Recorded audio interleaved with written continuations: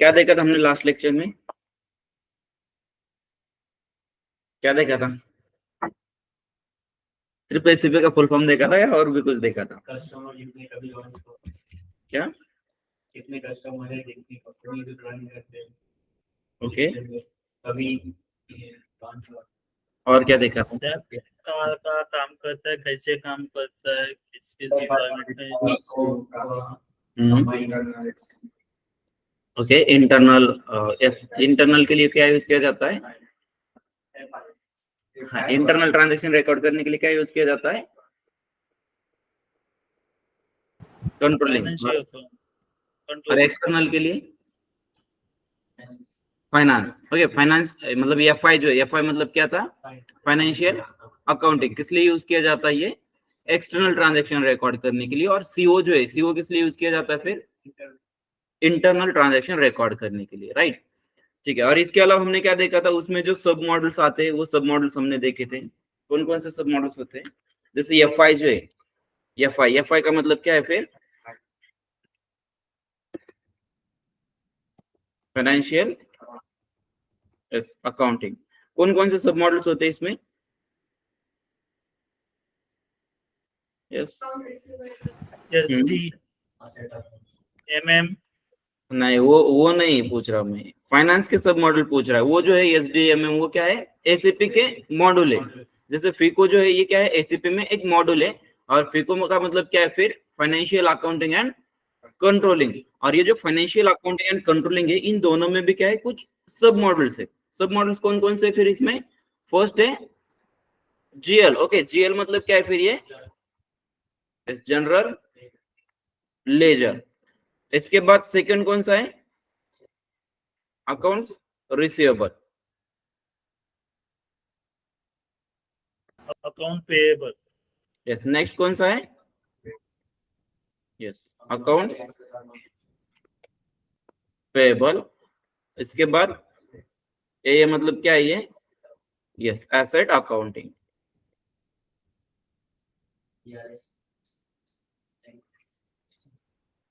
एक minute. Okay, इसके बाद कौन सा था? बीआरएस। बीआरएस मतलब क्या है ये? Bank reconciliation statement. ओके, और ये जो सभी है, ये क्या है? फाइनेंस के सब मॉडल्स। उसके बाद सीओ के भी सब मॉडल्स हमने देखे थे। सीओ मतलब क्या होता है फिर? ये कंट्रोलिंग। इसमें कौन कौन से सब मॉडल्स? यस, फर्स्ट कौन सा था? Cost centre, then sorry, profit centre. एक मिनट। सीओ, सीओ मतलब क्या होता है? पहले तो ये कंट्रोलिंग। सीओ मतलब होता है कंट्रोलिंग। इसमें फर्स्ट जो सब मॉडल है वो कौन सा है? Cost centre. इसके बाद second cost element. Profit centre. Yes, profit centre, then product internal order. Yes, internal order. उसके बाद product, yes, product costing, right. Yes, तो ये सभी क्या है? फाइनेंशियल अकाउंटिंग एंड कंट्रोलिंग के सब मॉड्यूल्स है, राइट। अब इसमें से वन बाय वन देखते हैं क्या होता है। तो फर्स्ट जो है इसमें से जनरल लेजर। क्या होता है जनरल लेजर? बता सकते हो?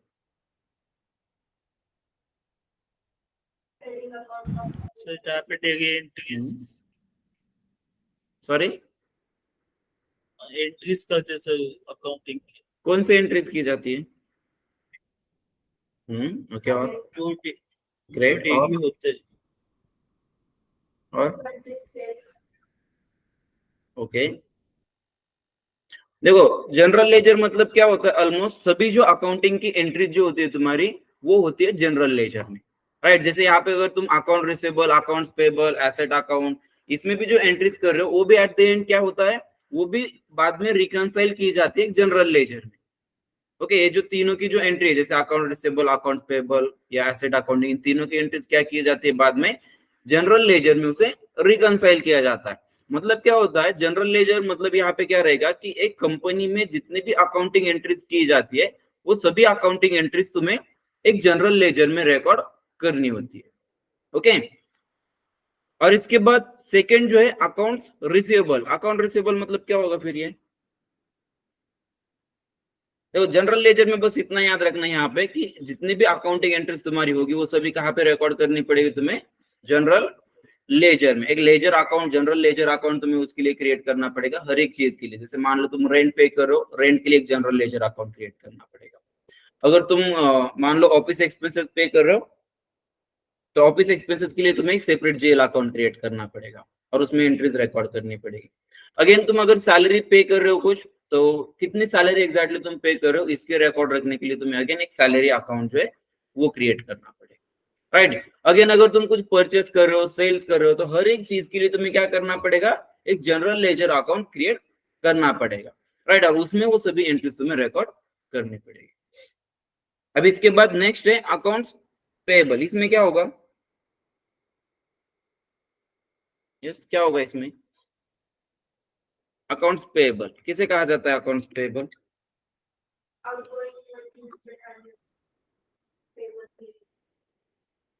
ओके। और अकाउंट रिसीवेबल, दोनों में क्या डिफरेंस होगा? Account receivable, accounts payable.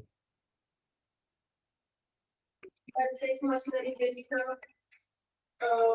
Machinery कॉम्प्सी आणि कॅश जाणार म्हणजे पेबल केलं। और रिसीवेबल मतलब मशीनरी जो आ रही है उसे रिसीवेबल कहोगे? रिसीवेबल में क्या होता है एग्जैक्टली?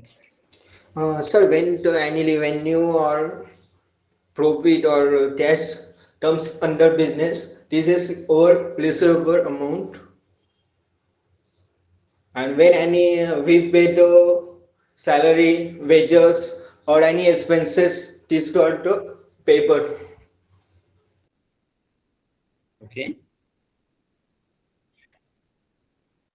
आप सबका फाइनेंस से एजुकेशन हुआ है ना, तो अकाउंट रिसीवेबल सुना नहीं आपने कभी? क्या होता है फिर बताओ, इसमें सुना है ना?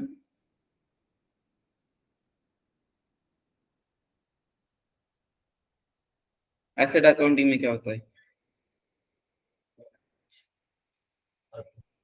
क्या किया जाता है उसका?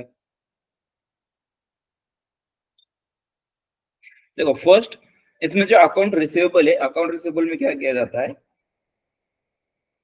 तो जैसे मान लो भी ये तुम्हारी कंपनी है, ओके, ठीक है, कंपनी है।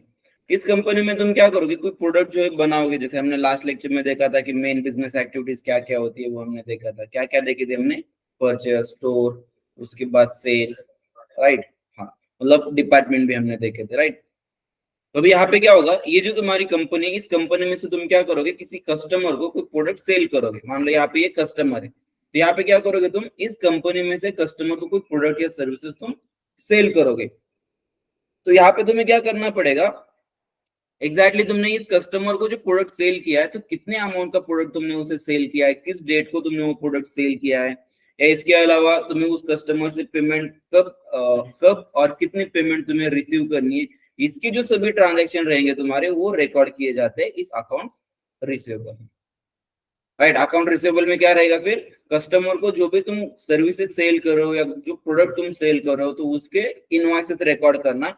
इनवॉइस रिकॉर्ड करने के बाद उसकी जो पेमेंट रहेगी, इनकमिंग पेमेंट, अगर ये कस्टमर तुम्हें कोई पेमेंट पे कर रहा है, तो एग्जैक्टली उसने कितनी पेमेंट तुम्हें पे की है, किस डेट को तुमने वो पेमेंट कलेक्ट की है, तो इसके सभी रिकॉर्ड जो तुम्हें रखने होते हैं यहाँ पे अकाउंट्स रिसीवेबल में, राइट। और इसमें और भी बहुत सारी चीजें होती है। जैसे इसमें अगेन टर्म्स ऑफ पेमेंट होगा, इसके बाद एडवांस पेमेंट होगा, राइट। अगेन जीएसटी भी रहेगा इसमें, अगर तुम सेल कर रहे हो तो ओके, आउटपुट जीएसटी लगेगा उसमें, राइट। और भी बहुत सारी चीजें जो तुम्हें यहाँ पे अकाउंट रिसीवेबल में करनी पड़ेगी। मेन चीज क्या रहेगी यहाँ पे?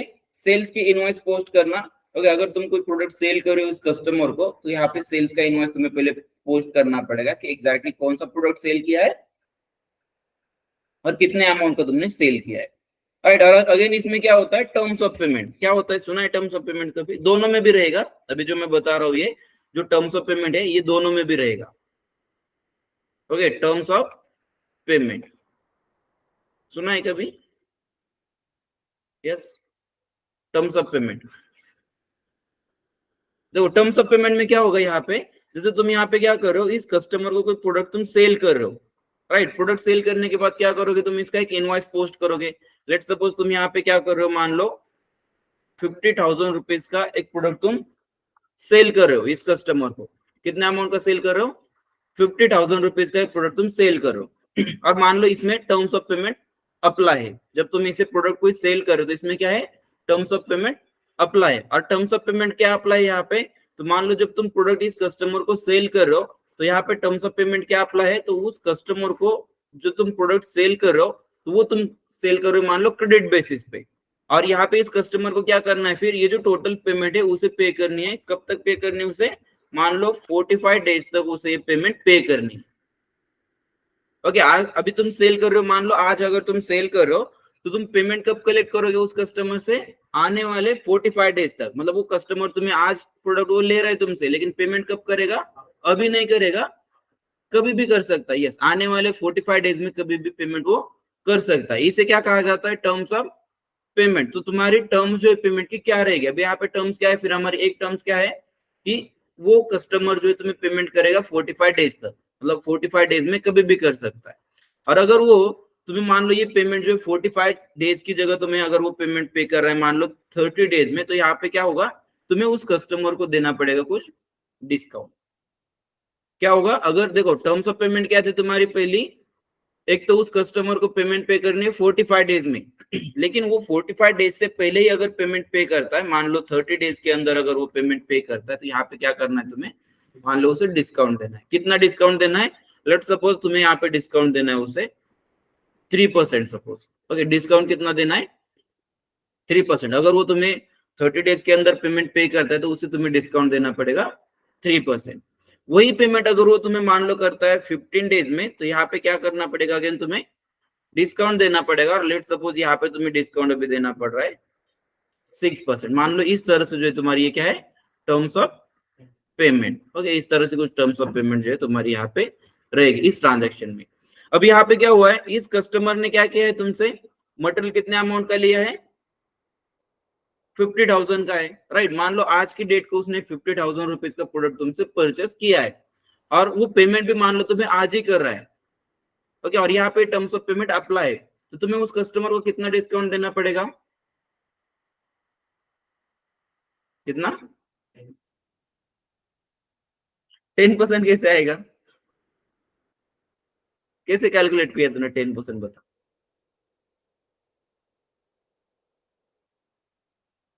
देखो क्या होता है यहाँ पे, अगर वो कस्टमर तुम्हें 15 डेज के अंदर अगर पेमेंट पे कर रहा है तो कितना डिस्काउंट देना पड़ेगा, 6%। 9 किसने कहा, कैसे, ये 3 और ये 6 दोनों मिलाकर, फिर आपने पहले 3 दिया, इससे 3 बढ़ाया। देखो 15 डेज के अंदर अगर वो पेमेंट पे कर रहा है कस्टमर तुम्हें, तो डिस्काउंट कितना देना पड़ेगा उसे, कैश डिस्काउंट 6%। और अगर वो पेमेंट 50 डेज के बाद और 30 डेज से पहले, मतलब 15 टू 13 डेज के बीच अगर वो पेमेंट पे कर रहा है तो उसे कितना डिस्काउंट देना पड़ेगा, 3%। अगर 1 से लेकर, मतलब जिस दिन परचेस किया उस दिन से अगले आने वाले 15 डेज तक अगर वो पेमेंट पे करता है तो कितना डिस्काउंट देना है, 6%।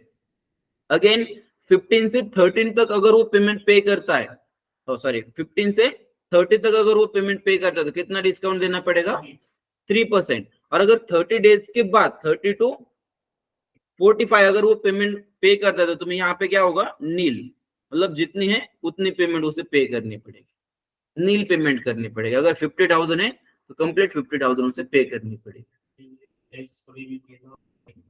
नहीं, उस पे उसके बाद एक्स्ट्रा चार्जेस लगेंगे। हाँ 30, यस 30 डेज के बाद अगर कभी भी करेगा 45 डेज तक तो डिस्काउंट नहीं मिलेगा, उसमें नील पेमेंट करनी पड़ेगी। जैसे 50,000 है तो टोटल 50,000 ही पे करनी पड़ेगी, राइट। और यहाँ पे देखो क्या होगा, फिर अगर वो तुम्हें पेमेंट कर रहा है 15 डेज के अंदर अगर पेमेंट पे कर रहा है तो यहाँ पे क्या होगा, तुम्हें डिस्काउंट कितना मिलने वाला है, 6%। मतलब 50,000 के 6% कितना होगा, 3,000। कितना होगा, 3,000। सही है ना, सही है, मैं कैलकुलेट कर रहा हूँ। ओके, कितना होगा, 50,000 पे 6%, 3,000 होगा।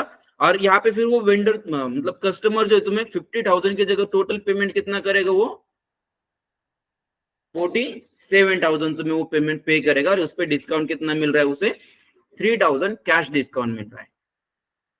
ओके यस, तो ये कहाँ पे रहेगा तुम्हारा, टर्म्स ऑफ पेमेंट में। और ये देखो, ये सभी जब तुम अकाउंट रिसीवेबल जब कर रहे हो ना, तो ये सभी भी तुम्हें ध्यान रखना होता है इसका भी, कि जिस कस्टमर से तुम पेमेंट रिसीव कर रहे हो उसके लिए कोई टर्म्स ऑफ पेमेंट अप्लाई है या नहीं, और अगर टर्म्स ऑफ पेमेंट अप्लाई होगी उसमें, तो इस तरह से डिस्काउंट भी उसे तुम्हें देना पड़ेगा, राइट। तो याद रखना, अकाउंट रिसीवेबल इसमें क्या होगा, मेनली जो कस्टमर को हम प्रोडक्ट सेल कर रहे हैं उसके इनवॉइस हमें पोस्ट करना पड़ेगा, और इनवॉइस पोस्ट करने के बाद उसकी जो पेमेंट हमें कलेक्ट करनी है, तो वो पेमेंट जब हम कलेक्ट करेंगे उस कस्टमर से, तो कितनी पेमेंट हमने कलेक्ट की है, किस डेट को हमने वो पेमेंट कलेक्ट की है, इसके भी रिकॉर्ड्स हमें रखने होते हैं।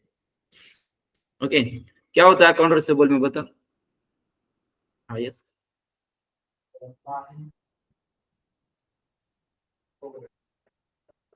अभी क्या बताया मैंने,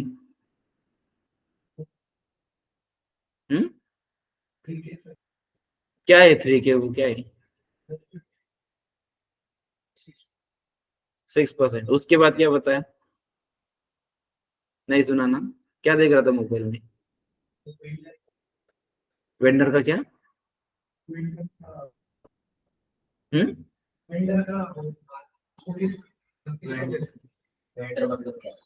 वेंडर मतलब क्या होता है, ये देख रहा था, मुझसे पूछ लेता।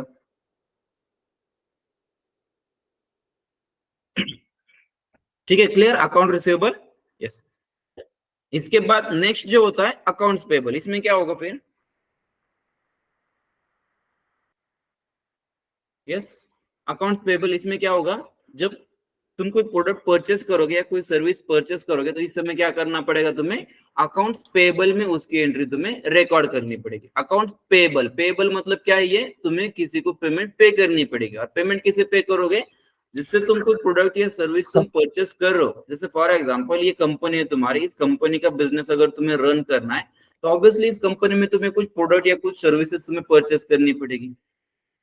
और ये जो प्रोडक्ट या सर्विसेज है तुम कहाँ से परचेस करोगे, तो एक जो वेंडर यहाँ पे तुम्हारा रहने वाला है, अभी वेंडर का मतलब ही क्या होता है यहाँ पे, कंपनी सामने वाली, मतलब वेंडर का मतलब क्या रहेगा, जो कंपनी तुम्हें सर्विस या कोई मटेरियल प्रोवाइड कर रही है, तो उस कंपनी को तुम क्या कहोगे, वेंडर। या कोई अगर पर्सन भी तुम्हें कोई सर्विस या कोई मटेरियल अगर तुम्हें प्रोवाइड कर रहा है, तो उसे भी क्या कहोगे तुम, वेंडर, या उसे कहा जाता है सप्लायर, वेंडर या सप्लाई। ओके, और फिर अकाउंट पेबल जो है, अकाउंट्स पेबल, इसमें क्या किया जाएगा, तो इस कंपनी में जो भी तुम्हें मतलब मटेरियल या सर्विसेज परचेस करने, तो वो तुम किससे परचेस करने वाले हो, इस वेंडर से तुम वो परचेस करने वाले हो यहाँ पे तुम्हारे कंपनी में, राइट। और जब ये मटेरियल या सर्विसेज तुम परचेस करोगे, तो एग्जैक्टली कितने अमाउंट की मटेरियल या सर्विस तुमने परचेस किया है, या किस डेट को तुमने परचेस किया है, किस पार्टी से तुमने वो परचेस किया है, पार्टी मतलब यहाँ पे ये वेंडर, ओके, किससे कितना परचेस किया है, और इसके बाद तुम्हें इसकी पेमेंट कब तक पे करनी है, इसके भी रिकॉर्ड जो है तुम्हें रखने पड़ेंगे अकाउंट्स पेबल में। और इसमें अगेन क्या रहेगा, जो टर्म्स ऑफ पेमेंट है इसमें भी अप्लाई होगी।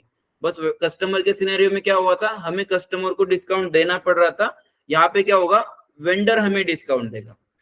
ओके, वेंडर क्या करेगा, अगर हम यहाँ पे मान लो जो हमारे टर्म्स ऑफ पेमेंट है, जैसे मान लो सेम है यहाँ पे भी, जैसे 45 डेज, 30 डेज और 15 डेज, 15 डेज के लिए यहाँ पे कितने मान लो, अगेन 6% डिस्काउंट है, 30 डेज के लिए अगेन मान लो है 3% डिस्काउंट, और यहाँ पे नील, ओके नील, यहाँ पे नील पेमेंट है सपोज। तो यहाँ पे क्या होगा, अगेन अगर हम इस कस्टमर से कोई सॉरी इस वेंडर से अगर हम कोई मटेरियल ले रहे, मान लो तुम यहाँ पे क्या कर रहे हो, 1 लाख रुपीज का एक प्रोडक्ट जो है तुम इस वेंडर से ले रहे हो, ओके, और इसकी पेमेंट तुम कर रहे हो 15 डेज के अंदर, राइट। तो तुम्हें यहाँ पे पेमेंट कितनी पे करनी पड़ेगी वेंडर को,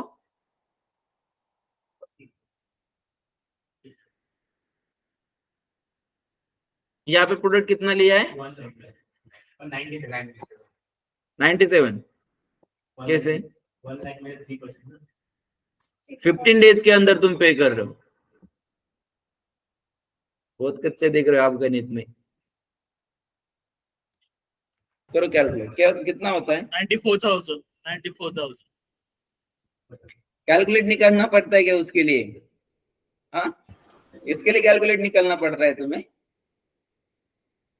94,000, 6,000 डिस्काउंट होगा। यस, क्या होगा यहाँ पे 1 लाख पे 6,000 अगर डिस्काउंट है तो कितना, सॉरी 6% अगर डिस्काउंट है तो कितना हो जाएगा, वो 1 लाख पे 6,000 डिस्काउंट हो जाएगा। और इसीलिए अगर तुम यहाँ पे पेमेंट पे करो तो तुम्हें पेमेंट कितनी पे करनी पड़ेगी फिर 94,000 तुम्हें उस वेंडर को पेमेंट पे करनी पड़ेगी। के का मतलब यहाँ पे होता है 1000 और यल का मतलब होता है लाख, ये पता है ना? ओके, नहीं तो फिर से कहोगे कि ये क्या है, के और यल क्या है, राइट? क्लियर फिर ये यहाँ तक?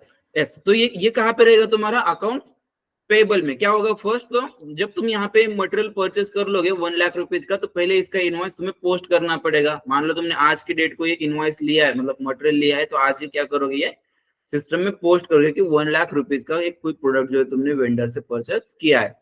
इसके बाद क्या होगा, जब भी तुम पेमेंट पे करोगे, जैसे मान लो तुम ये पेमेंट इस वेंडर को पे करो, तो यहाँ पे कब और किस डेट को तुमने ये पेमेंट पे किए, इसके भी तुम्हें रिकॉर्ड्स रखने पड़ेंगे, राइट? तो इसकी भी फिर से क्या करना पड़ेगा, एक आउटगोइंग पेमेंट की एंट्री जो तुम्हें यहाँ पे रिकॉर्ड करनी पड़ेगी। और अगेन इसमें क्या होता है, फिर टर्म्स ऑफ पेमेंट रहेगा या इसमें एडवांस पेमेंट भी होगा। एडवांस पेमेंट मतलब क्या होगा, जैसे कई बार क्या होता है, देखो आपने मे बी अगर ऑनलाइन डिलीवरी अगर आपने ली होगी, कोई प्रोडक्ट अगर आपने परचेस किया होगा अमेजोन फ्लिपकार्ट से, तो वहां पे 2 ऑप्शन होते हैं, एक होता है कैश ऑन डिलीवरी का और एक होता है ऑनलाइन पेमेंट का, राइट? तो कुछ प्रोडक्ट के लिए क्या होता है, वहां पे कैश ऑन डिलीवरी अवेलेबल नहीं रहती, राइट? वहां पे तुम्हें क्या करना होता है, सिर्फ ऑनलाइन पेमेंट ही करना होता है। कैश ऑन डिलीवरी का कुछ प्रोडक्ट पे ऑप्शन नहीं होता है। तो क्या मतलब, जो ऑनलाइन पेमेंट तुम कर रहे हो एक तरह से, वो क्या है, एक तरह से एडवांस पेमेंट है या डाउन पेमेंट है। मतलब तुम प्रोडक्ट लेने से पहले वो पेमेंट पे कर रहे हो सामने वाली पार्टी को, और उसके बाद कुछ दिनों के बाद तुम्हें वो प्रोडक्ट मिलेगा, राइट? तो कंपनी में भी क्या होता है, कई बार तुम्हें डाउन पेमेंट भी करनी होती है, एडवांस में पेमेंट पे करनी होती है। अगर तुम किसी वेंडर से ये मटेरियल परचेस कर रहे हो, मटेरियल अगर तुम ले रहे हो किसी वेंडर से, तो तुम्हें क्या करना पड़ेगा, यहाँ पे एडवांस में कुछ पेमेंट जो है उस वेंडर को तुम्हें पे करनी पड़ेगी, उसके बाद ही तुम्हें वो प्रोडक्ट भेजेगा, राइट? और ये किस लिए लिया जाता है, श्योरिटी के लिए। जैसे तुम ऑर्डर जो परचेस कर रहे हो, तो तुम इस ऑर्डर के बारे में कंफर्म हो या श्योर हो, तुम ये ऑर्डर तुम लेने ही वाले हो, तो इसके लिए एडवांस में पेमेंट कई बार ली जाती है। तो वो एडवांस की पेमेंट जो रहेगी, वो भी तुम्हें यहाँ पे अकाउंट्स पेबल में हैंडल करनी होती है। कैसे करनी है वो भी हम आगे देखने वाले, राइट? तो याद रखना, इसमें टर्म्स ऑफ पेमेंट भी रहेगा, एडवांस पेमेंट भी रहेगा, अगेन इनवॉइस और जीएसटी भी रहेगा। ओके, तो ये सभी चीजें जो हम यहाँ पे देखेंगे। बस इतना, इसमें शॉर्टकट में बस इतना याद रखना, अकाउंट्स पेबल मतलब क्या होता है, जो वेंडर से हम मटेरियल या सर्विसेज परचेस करते हैं, तो उसके सभी ट्रांजैक्शन रिकॉर्ड करना, या वेंडर की जो पेमेंट हमें पे करनी है, जो पेमेंट हम पे करेंगे, तो उसके भी ट्रांजैक्शन रिकॉर्ड करना, मतलब भी होता है अकाउंट्स पेबल। ओके, नेक्स्ट है एसेट अकाउंटिंग। इसमें क्या होगा फिर,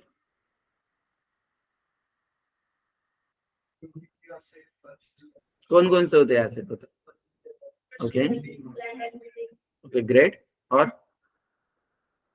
मेनली 2 टाइप होते हैं एसेट के, कौन कौन से होते हैं 2 type? current asset or intangible asset. हाँ, ओके, फिक्स और करंट एसेट वो तो होते हैं, लेकिन अगेन क्या होता है, टेंजिबल एसेट और इंटेंजिबल एसेट। टेंजिबल मतलब कौन से होते हैं, जो अपने तो दिखता है, मशीनरी, फर्नीचर, विजिबल होते हैं, या जो जिसे हम टच कर सकते हैं, उसे क्या कहा जाता है, टेंजिबल एसेट। नॉन टेंजिबल मतलब कौन से होते हैं, जो हमें मतलब ऐसे विजिबल नहीं है, उसे कहा जाता है non tangible asset. Tangible asset कौन कौन से होते हैं फिर, इस building, furniture, land, vehicle, right? ये Yes. सभी क्या होते हैं, tangible, tangible asset. Non tangible मतलब कौन से होंगे फिर, लेरमार्क, उसके बाद इस ट्रेडमार्क और गुडविल, लाइसेंस, इस लाइसेंस, ये सभी क्या होते हैं, इंटेंजिबल। नॉन नॉन टेंजिबल या इंटेंजिबल केसेस से। ओके, तो अभी इसमें से हम कौन सा देखने वाले, टेंजिबल एसेट। इसमें हम कौन सा देखने वाले, एसेट अकाउंटिंग में टेंजिबल एसेट। और इसमें भी क्या होगा फिर, अभी जो एसेट अकाउंटिंग है, क्या करना पड़ता है एग्जैक्टली एसेट अकाउंटिंग में? Okay, great. और मतलब asset purchase, right, asset acquisition. Okay, और क्या होता है, ठीक है, वो एक्विजिशन होगा, इसके बाद डेप्रिसिएशन होगा, और किस पे दोगे डिस्काउंट,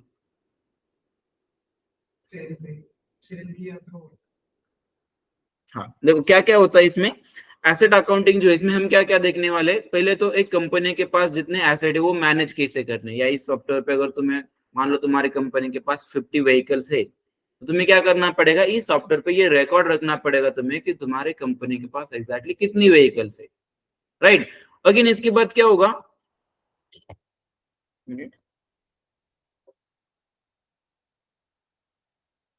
ओके, पहले तो क्या करना पड़ेगा तुम्हें, तुम्हारे कंपनी के पास एग्जैक्टली कितने एसेट है ये तुम्हें रिकॉर्ड करना पड़ेगा। इसके बाद अगर मान लो उस कंपनी को कोई एसेट परचेस करना है, कोई एसेट उस कंपनी को एक्वायर करना है, तो उसके लिए भी क्या करना पड़ेगा, तुम्हें किसी मतलब किसी पार्टी से, किसी जैसे मान लो यहाँ पे वेंडर है, इस वेंडर से मान लो तुम वो एसेट परचेस कर रहे हो, तो तुम्हें क्या करना पड़ेगा, परचेस मतलब ही क्या होता है एसेट में, उस एक्विजिशन कहा जाता है, परचेस को कहा क्या जाता है यहाँ पे, एक्विजिशन, राइट। और जब तुम यहाँ पे एसेट एक्वायर कर रहे हो को, तुम्हें उसकी एंट्री भी रिकॉर्ड रखनी पड़ेगी, किस डेट को तुमने वो एसेट परचेस किया है, और जिस डेट को तुम फिर वो एसेट परचेस करोगे तो उस डेट से क्या होगा, उसका डिप्रिसिएशन होना स्टार्ट हो जाएगा, राइट। तो जब डिप्रेशन होना स्टार्ट हो रहा है उसका, तो तुम्हें क्या करना पड़ता है, हर साल तुम्हें ईयर एंडिंग में कितना डिप्रेशन हुआ है उसका वो तुम्हें पोस्ट करना होता है। अब इसमें भी ऑप्शन होते हैं कि तुम्हें ईयरली डिप्रेशिएशन कैलकुलेट करना है, मंथली डिप्रेशिएशन कैलकुलेट करना है, या सेमी एनुअली तुम्हें डिप्रेशिएशन कैलकुलेट करना है। इसमें ऑप्शंस होते हैं, ये डिपेंड करता है कंपनी पे कि उन्हें डिप्रेशिएशन कैसे कैलकुलेट करना है, राइट। वो सभी हम देखने वाले, डिप्रिसिएशन कैसे कैलकुलेट करना है, या अगर तुम्हें कोई एसेट एक्वायर करना है किसी कंपनी में तो एक्विजिशन की एंट्री कैसे करोगे यहाँ पे, राइट। इसके अलावा अगेन क्या होगा, तुम्हें वो एसेट अगर सेल करना है तो सेल कैसे करोगे, या कंपनी में ही एक जगह से एक एसेट से दूसरे एसेट में मान लो तुम्हें उसकी वैल्यू ट्रांसफर करनी है तो वो ट्रांसफर कैसे की जाएगी, राइट। या इसके अलावा अगेन क्या होगा, कोई एसेट जो है जब तुम्हारे मतलब उस एसेट की लाइफ एक्सपायर हो जाती है, ओके, तो उस समय क्या करना पड़ता है, तुम्हें वो एसेट स्क्रैप करना होता है।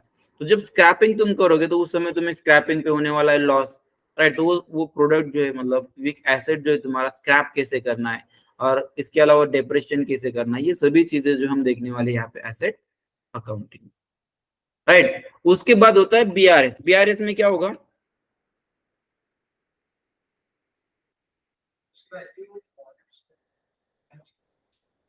क्या बुक वैल्यू का क्या करना होता है, मैच करना होता है किसके साथ,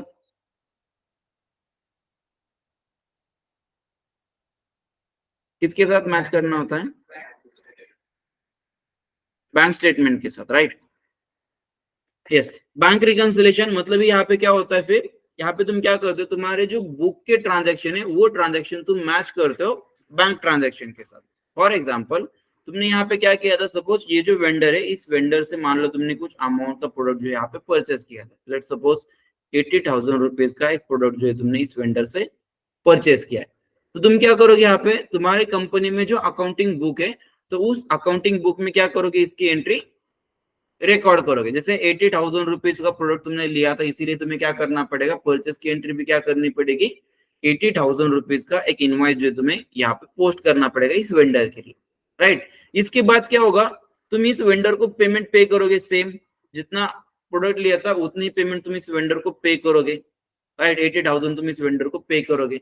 इसके बाद क्या होगा, अगर तुम ये पेमेंट पे करो तो कहाँ से पे करोगे, तुम ये बैंक अकाउंट से तुम पे करने वाले हो, राइट। तो यहाँ पे क्या होना चाहिए, अगर तुम एक सिस्टम में मतलब तुम्हारे अकाउंटिंग बुक में अगर तुम ये एंट्री रिकॉर्ड कर रहे हो कि तुमने 80,000 रुपीज एक वेंडर को पे किए, तो ये सेम एंट्री तुम्हारे बैंक से भी होनी चाहिए।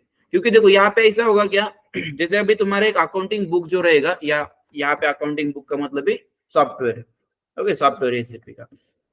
तुम यहाँ पे क्या कर रहे हो, इस एसीपी के सॉफ्टवेयर में तुम एक एंट्री रिकॉर्ड कर रहे हो, और उस एंट्री में तुम क्या रिकॉर्ड कर रहे हो, सपोज कि 80,000 रुपए जो तुमने इस वेंडर को पे किए। लेकिन क्या उस सॉफ्टवेयर में एंट्री रिकॉर्ड करने से इस वेंडर को पेमेंट होने वाली है क्या, नहीं होने वाली है। तुम्हें क्या करना पड़ेगा, बैंक से जो ये पैसा जो है तुम्हें क्या करना पड़ेगा, बैंक से ट्रांसफर करना पड़ेगा उस वेंडर को, राइट। तो यहाँ पे क्या होना चाहिए, देखो जब तुम रिकंसिलेशन कर रहे हो, बैंक रिकंसिलेशन जो कर रहे हो तुम, तो इसमें तुम्हें क्या देखता है कि जब तुमने एक एंट्री रिकॉर्ड की थी यहाँ पे, ओके, इस सिस्टम में जो एंट्री तुमने रिकॉर्ड की है आउटगोइंग पेमेंट की, तो वो सेम एंट्री तुम्हारे बैंक से भी हुई है या नहीं, ये चेक किया जाएगा। और अगर मान लो तुम यहाँ पे क्या करो, सिर्फ यहाँ पे तुम्हारे सिस्टम में तुम एंट्री तो कर रहे हो कि तुमने इस वेंडर की पेमेंट पे कर दी है, तो यहाँ पे क्या होगा, तुम्हें सिस्टम में जब तुम देखोगे, जब बैलेंस चेक करोगे तुम उस वेंडर का, तो उसमें क्या देखने वाला है तुम्हें कि तुमने एक वेंडर की पेमेंट जो है पे कर दी है, लेकिन एक्चुअल में पेमेंट हुई है क्या फिर उसकी, नहीं हुई है। कैसे पता चलेगा तुम्हें कि वो पेमेंट हुई है या नहीं हुई है, बैंक स्टेटमेंट, राइट। जैसे अभी यहाँ पे तुमने एक एंट्री पोस्ट की 80,000 की, ये तुम्हें दिख रही है सिस्टम पे, लेकिन अगर ये एंट्री जो है तुम्हें, तुम्हारा जो बैंक का स्टेटमेंट रहेगा तो उसमें अगर नहीं दिख रही है, तो इसका मतलब क्या है कि तुमने सिस्टम में सिर्फ एंट्री कर दी है, लेकिन एक्चुअल में जो पेमेंट रिलीज करनी थी उस वेंडर की बैंक से, तो वो रिलीज नहीं हुई, राइट। तो फिर यहाँ पे अगर कुछ डिफरेंसेस आने लगते हैं तुम्हारे, तो इसमें क्या होता है, कॉन्फ्लिक्ट हो सकती है, मतलब वेंडर और आपके बीच, मतलब आपके कंपनी के बीच में कॉन्फ्लिक्ट हो सकती है। और ये कम करने के लिए यहाँ पे क्या किया जाता है, बैंक रिकंसिलिएशन। या इसके अलावा अगेन क्या होता है, जैसे यहाँ पे कस्टमर भी तुम्हें कुछ पेमेंट पे कर रहा है, तो इसकी भी एंट्री तुम्हें यहाँ पे रिकॉर्ड करनी होती है सिस्टम में। और अगर तुम यहाँ पे रिकॉर्ड कर रहे हो, मान लो ये कस्टमर तुम्हें 50,000 रुपीज पे कर रहा है, तो इसकी एंट्री तुम सिस्टम में रिकॉर्ड करोगे कि इस कस्टमर ने 50,000 रुपीज तुम्हें पे किए। लेकिन एक्चुअल में वो पेमेंट कब होने वाले, जब बैंक में वो तुम्हें कस्टमर मतलब मनी जो है वो ट्रांसफर करेगा, एक जो, या उसने जो चेक तुम्हें दिया है, या चेक वो जब तुम डिपॉजिट करोगे तुम्हारे बैंक में, तब जाके वो एंट्री तुम्हारे एक्चुअल में होनी चाहिए, होने वाली है, राइट। तो तुम्हें क्या करना पड़ेगा, दोनों भी ये एंट्री तुम्हें मैच करनी पड़ेगी। ये जो तुमने यहाँ पे रिकॉर्ड किया है तुम्हारे सिस्टम में कि 50,000 वेंडर कस्टमर ने पे किए, ये सेम एंट्री जो तुम्हारे बैंक में भी होनी चाहिए, राइट। तो ये करने के लिए क्या करते हो तुम, बैंक रिकंसिलिएशन। ओके, क्लियर यहाँ तक? यस। अब इसके बाद नेक्स्ट जो है कंट्रोलिंग। कंट्रोलिंग में क्या होगा फिर,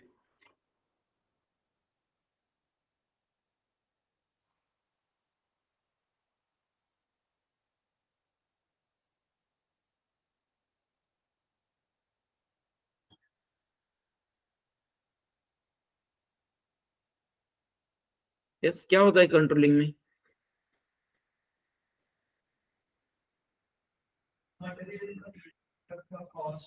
हम्म, ओके। और कॉस्ट सेंटर जो है, देखो ये वन बाय वन जाएंगे हम इसमें से। फर्स्ट जो है कॉस्ट सेंटर, क्या होगा इसमें?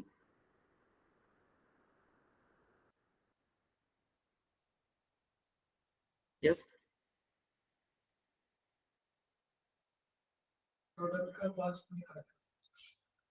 नहीं, फर्स्ट जो है कॉस्ट सेंटर, इसमें क्या होगा, वो प्रोडक्ट का जो कॉस्ट निकालना है वो तो रहेगा प्रोडक्ट कॉस्टिंग में।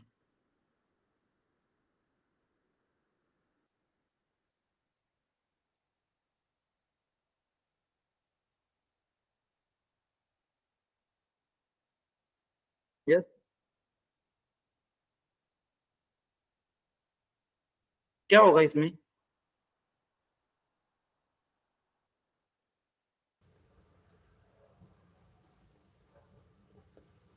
नहीं पता किसी को, सुना है इससे पहले कभी कॉस्ट सेंटर, क्या होता है?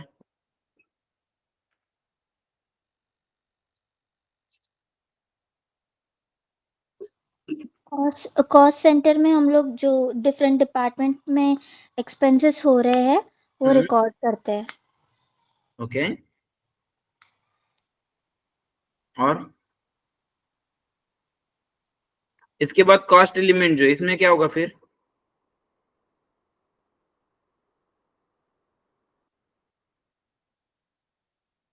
यस, कॉस्ट एलिमेंट में क्या होगा?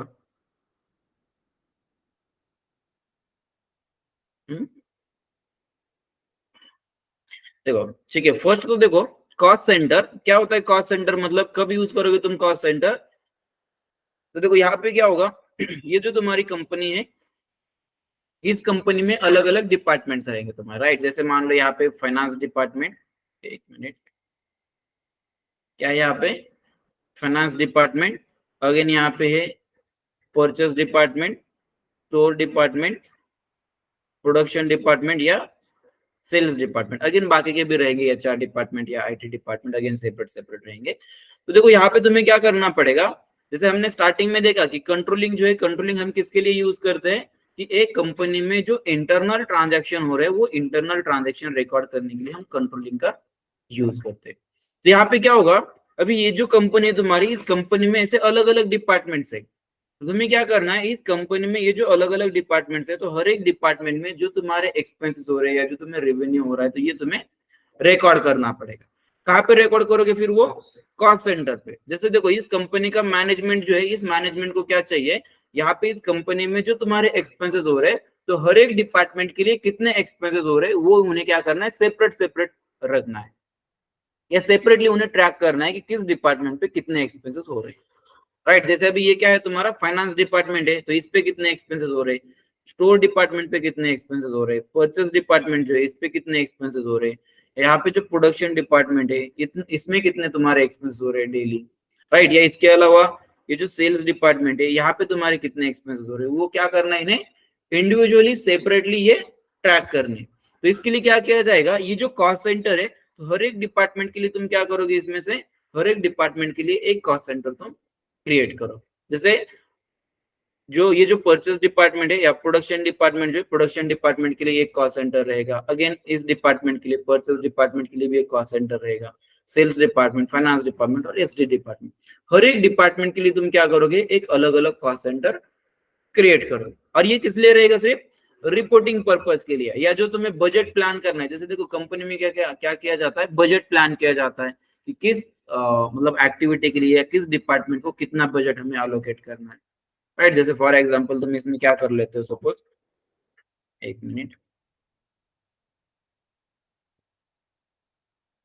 यस, इसमें तुम क्या कर लेते हो, मान लो ये जो तुम्हारा प्रोडक्शन डिपार्टमेंट है, इस प्रोडक्शन डिपार्टमेंट के लिए तुम एक कॉस्ट सेंटर क्रिएट करते हो। जैसे मान लो यहाँ पे मैं ले लेता हूँ PDCC1, ओके, मतलब क्या रहेगा इसका, प्रोडक्शन कॉस्ट सेंटर, ओके, इतना ही रखता हूँ सपोज। ये तुमने क्या किया है, एक कोड लिया है कॉस्ट सेंटर के लिए, कोई भी ले सकते हो, ये नेम जो है कोई भी ले सकते हो, एग्जांपल के लिए मैं ये ले रहा हूँ PDCCS, इस तरह से मैं ले लेता हूँ, मतलब प्रोडक्शन डिपार्टमेंट कॉस्ट सेंटर। और अभी इसमें तुम क्या करोगे, जैसे मान लो ये जो डिपार्टमेंट है तुम्हारा, तो इसमें तुम क्या करोगे, इस कॉस्ट सेंटर में इस डिपार्टमेंट पे जो तुम्हारे एक्सपेंसेस हो रहे हैं वो तुम रिकॉर्ड करोगे इस कॉस्ट सेंटर में, ओके। और इसके अलावा तुम क्या कर सकते हो, अगेन यहाँ पे जो प्लानिंग इसके लिए तुम्हें करनी है, जो बजट तुम्हें इसके लिए प्लान करना है, तो वो भी तुम कर सकते हो इस कॉस्ट सेंटर का यूज करके।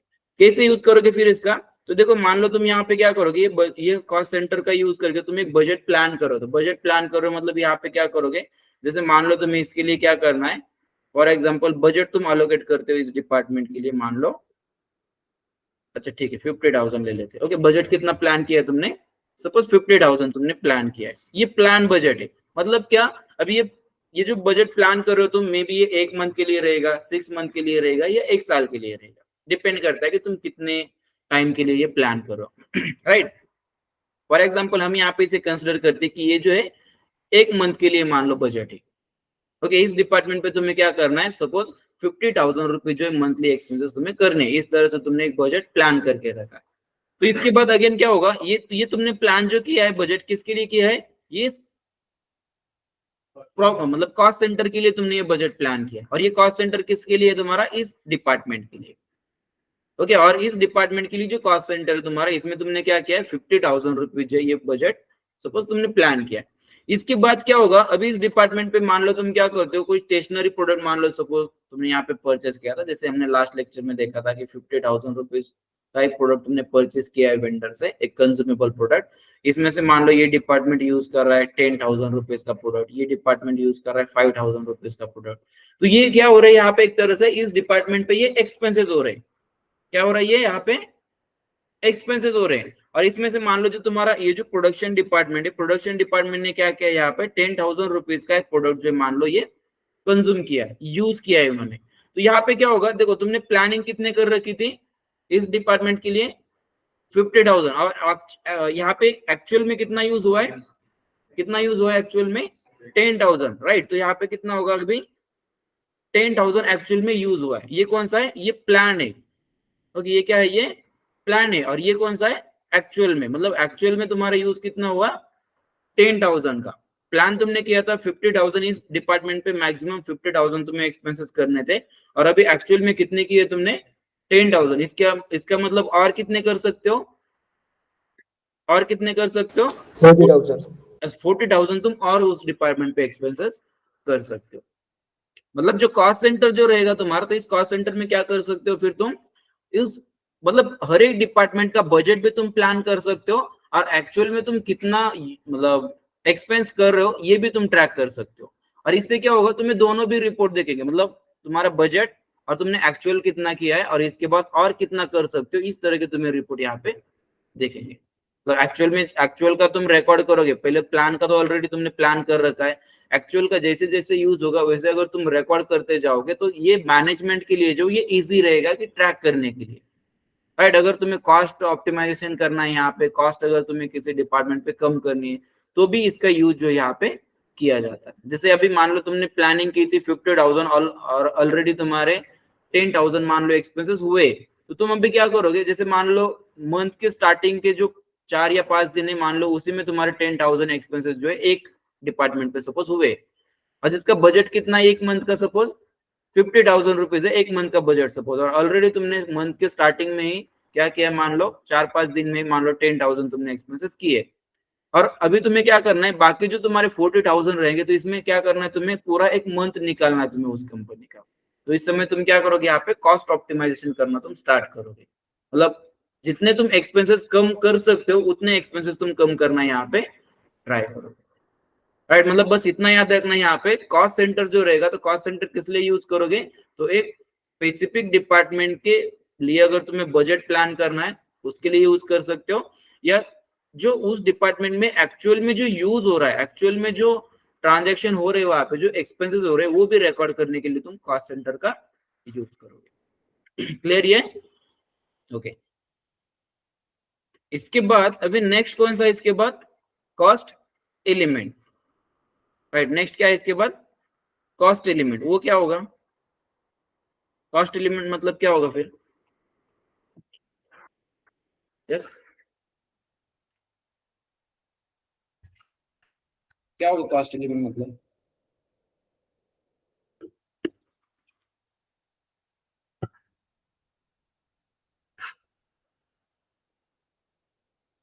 यस, कॉस्ट एलिमेंट सुना है कभी इससे पहले?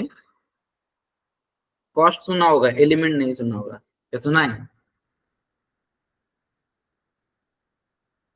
सुना है या नहीं?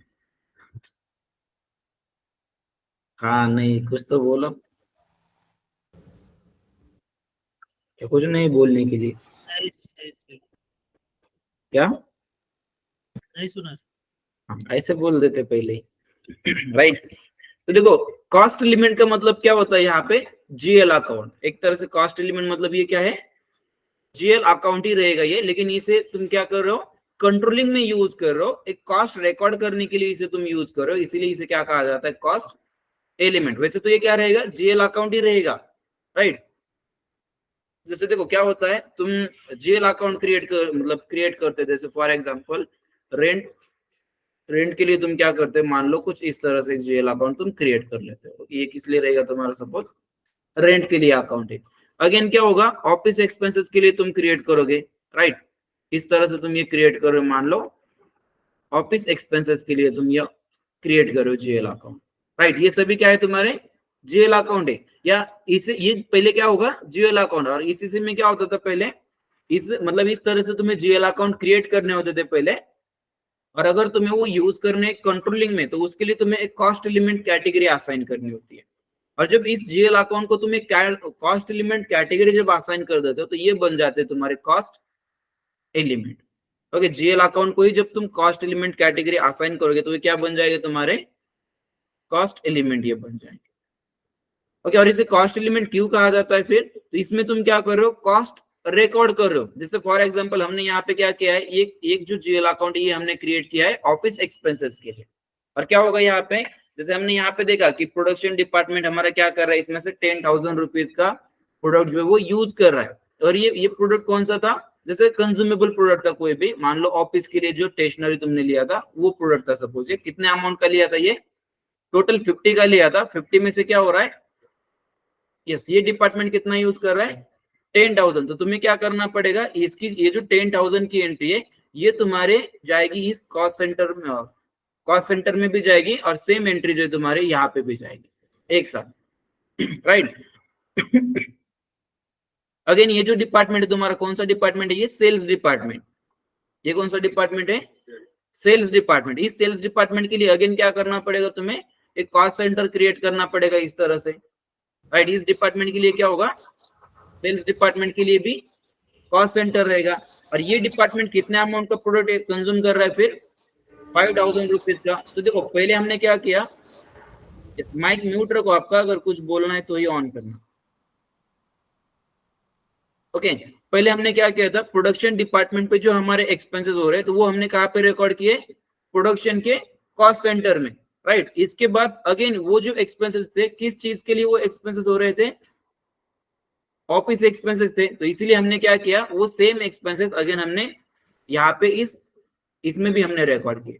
मतलब एक साथ जब तुम ये एंट्री रिकॉर्ड करने जाओगे ना, 10,000 ये एक्सपेंसेस की जब एंट्री तुम रिकॉर्ड करने जाओगे तो वो एंट्री रिकॉर्ड करते समय तुम्हें कॉस्ट सेंटर भी लेना पड़ेगा, जिस डिपार्टमेंट में वो एक्सपेंसेस हो रहे हैं उस डिपार्टमेंट का कॉस्ट सेंटर लेना पड़ेगा, और जिस चीज के लिए वो एक्सपेंसेस हो रहे हैं उसका कॉस्ट एलिमेंट तुम्हें लेना पड़ेगा, राइट। जैसे अभी ये रेंट सॉरी ऑफिस एक्सपेंसेस है, तो इसलिए हमने क्या किया, ये 10,000 ऑफिस एक्सपेंसेस हुए प्रोडक्शन डिपार्टमेंट पे, तो इसलिए वो रिकॉर्ड करते समय हमने कॉस्ट सेंटर यूज किया प्रोडक्शन डिपार्टमेंट का, और ये एक्सपेंसेस थे हमारे ऑफिस एक्सपेंसेस, इसलिए कॉस्ट एलिमेंट हमने यूज किया ऑफिस एक्सपेंस का।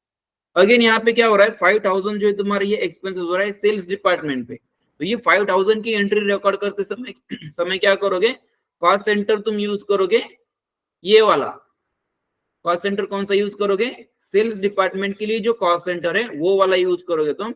और ये अगेन एंट्री जो है, मतलब ये एक्सपेंसेस जो हो रहे हैं 5,000 किस चीज के, ये ऑफिस के लिए हो रहा है, तो अगेन यहाँ पे क्या करोगे, ये वाला जेल account use. Right, cost centre क्या हो रहा है तुम्हारा, हर एक डिपार्टमेंट के लिए अलग अलग है, लेकिन कॉस्ट एलिमेंट क्या हो रहा है सभी के लिए सेम भी तुम यूज कर सकते हो। सेम क्यों, क्योंकि सभी जगह पे तुम्हारे क्या हो रहा है, ये ऑफिस एक्सपेंसेस ही हो रहे हैं। अगर यहाँ पे भी मान लो जो फाइनेंस डिपार्टमेंट है, फाइनेंस डिपार्टमेंट मान लो इसमें से सपोज 20,000 रुपीज के प्रोडक्ट जो है यूज करता है, तो अगर यहाँ पे तुम्हें पहले क्या करना पड़ेगा, जो फाइनेंस डिपार्टमेंट है तुम्हारा, इस फाइनेंस डिपार्टमेंट के लिए कॉस्ट सेंटर पहले तुम्हें इस तरह से क्रिएट करना पड़ेगा। और फिर ये जो 20,000 की एंट्री है वो तुम्हें करनी पड़ेगी पहले इस कॉस्ट सेंटर में, मतलब दोनों एक साथ करोगे पहले, और फिर ऐसे नहीं रहेगा, एक साथ। ये 20,000 की जब एंट्री तुम रिकॉर्ड करने जाओगे तो उस समय क्या करना पड़ेगा तुम्हें, कॉस्ट सेंटर तुम्हें यूज करना पड़ेगा फाइनेंस डिपार्टमेंट का, और कॉस्ट एलिमेंट तुम्हें यूज करना पड़ेगा ऑफिस एक्सपेंस का, क्योंकि वो क्या है, ऑफिस एक्सपेंसेस है तुम्हारा, राइट। अगेन उसी तरह से क्या होगा, जैसे मान लो तुम टेलीफोन एक्सपेंसेस के लिए एक कॉस्ट एलिमेंट सेपरेट क्रिएट करते हो, अगेन क्या होगा, हर एक डिपार्टमेंट में तुम्हारे टेलीफोन एक्सपेंसेस अलग अलग रहेंगे, राइट। ये पहला क्लियर, ये ऑफिस एक्सपेंसेस का ये क्लियर। तो अभी मैं इसे क्लियर कर देता हूँ।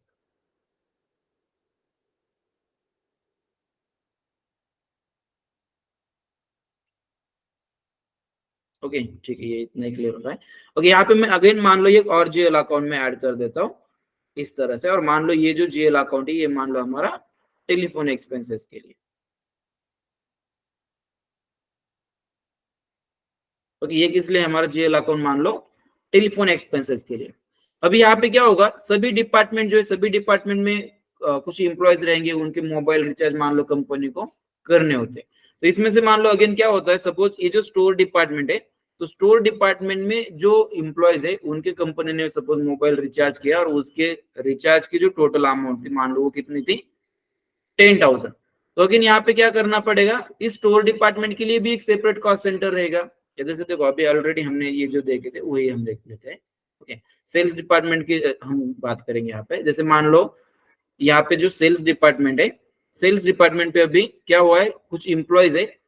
ओके तो वहां पे क्या किया है, मान लो कंपनी ने इस डिपार्टमेंट में जो सेल्स के लिए एम्प्लॉयज वर्क कर रहे हैं, तो उनके मोबाइल रिचार्ज मान लो कंपनी ने किए, और उसके टोटल कितनी हुई, सपोज मान लो 10,000 रुपीज उस मोबाइल रिचार्ज के सपोज सभी चार्जेस हुए। तो अभी यहाँ पे तुम्हें क्या करना पड़ेगा, इसके लिए तुमने ऑलरेडी एक क्या किया था, कॉस्ट सेंटर क्रिएट किया था यहाँ पे सेल्स के लिए, ये वाला, राइट। अभी यहाँ पे तुम्हें क्या करना पड़ेगा, ये एक्सपेंसेस कौन से है तुम्हारे, टेलीफोन के एक्सपेंसेस है, किस डिपार्टमेंट पे हो रहे हैं, सेल्स डिपार्टमेंट पे, तो इसलिए कॉस्ट सेंटर कौन सा यूज करोगे, सेल्स डिपार्टमेंट का कॉस्ट सेंटर यूज करोगे।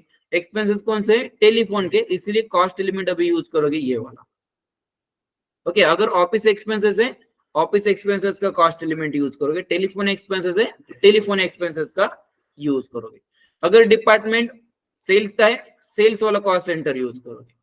ओके अगर वो डिपार्टमेंट मतलब प्रोडक्शन डिपार्टमेंट है, तो ये सेम जो रिकॉर्ड करोगे, जैसे फॉर एग्जांपल यहाँ पे अगेन क्या होता है, मान लो प्रोडक्शन डिपार्टमेंट जो है, यहाँ पे एम्प्लॉयज के मोबाइल रिचार्ज मान लो किए जाते हैं, उसके चार्जेस होते हैं सपोज कितने 5000। ये 5000 जब तुम सिस्टम में रिकॉर्ड करोगे तो उस समय कॉस्ट सेंटर कौन सा यूज करोगे, फिर प्रोडक्शन का, और इसके बाद कॉस्ट एलिमेंट कौन सा यूज करोगे, मोबाइल मतलब टेलीफोन का जो भी है। क्लियर ये कंसेप्ट? यस, ये दोनों भी साइमल्टेनियसली तुम्हें यूज करने होते, कॉस्ट सेंटर और कॉस्ट एलिमेंट। कंसेप्ट क्लियर ये? राइट, बस इतना याद रखना यहाँ पे कि कॉस्ट सेंटर जो है तुम्हारे हर एक डिपार्टमेंट के लिए एक कॉस्ट सेंटर तुम क्रिएट करोगे। यूज क्या होगा फिर इसका, तो उस डिपार्टमेंट पे जो एक्सपेंसेस हो रहे हैं वो रिकॉर्ड करना। ओके, या इसके अलावा उस पर्टिकुलर डिपार्टमेंट के लिए अगर तुम्हें बजट प्लान करना है तो भी तुम कॉस्ट सेंटर का यूज कर सकते हो। और बजट प्लान करने के लिए देखो तुम प्रॉफिट सेंटर वाइज भी बजट प्लान कर सकते हो, कॉस्ट एलिमेंट के लिए भी बजट प्लान कर सकते हो, या कॉस्ट सेंटर के लिए भी तुम बजट प्लान कर सकते हो। राइट, जैसे अभी मान लो तुम कॉस्ट एलिमेंट वाइज अगर बजट प्लान करो तो उसमें क्या होगा, जैसे मान लो टेलीफोन एक्सपेंसेस के लिए तुम बजट प्लान करो यहाँ पे, तो इसमें क्या करोगे तुम, जैसे मान लो यहाँ पे तुम ले रहे हो 80,000 रुपीज का बजट जो तुम प्लान करो, किसके लिए, टेलीफोन एक्सपेंसेस के लिए। तो इसमें क्या होगा, सभी डिपार्टमेंट के मिलाकर मैक्सिमम, या सभी डिपार्टमेंट के मिलाकर टोटल तुम टेलीफोन पे एक्सपेंसेस कितने कर सकते हो, फिर 80,000। ओके, ये किसके लिए हुआ, कॉस्ट सेंटर के लिए तुमने बजट प्लान किया। ओके, कॉस्ट एलिमेंट के लिए, सॉरी कॉस्ट सेंटर के लिए अगर तुम करोगे तो क्या होगा, इस तरह से डिपार्टमेंट वाइज भी कर सकते हो, या कॉमनली अगर तुम्हें करना है जैसे हर एक एक्टिविटी के लिए, जैसे मान लो तुम्हें ऑफिस एक्सपेंसेस के लिए अगर बजट प्लान करना है तो इसके लिए भी तुम प्लान कर सकते हो, जैसे मान लो 90,000 इसके लिए तुम प्लान कर सकते हो। ओके यस, और इसमें क्या होगा, फिर तुम्हारे प्लान की भी वैल्यू रहेगी और जो तुम एक्चुअल में जो पोस्ट कर रहे हो वो भी तुम्हें इसमें दिखेगा। ओके ठीक है, इसके बाद नेक्स्ट होता है, क्या है नेक्स्ट, इसके बाद क्या होगा इसमें, जो भी प्रॉफिट होगा उसका क्या किया जाएगा,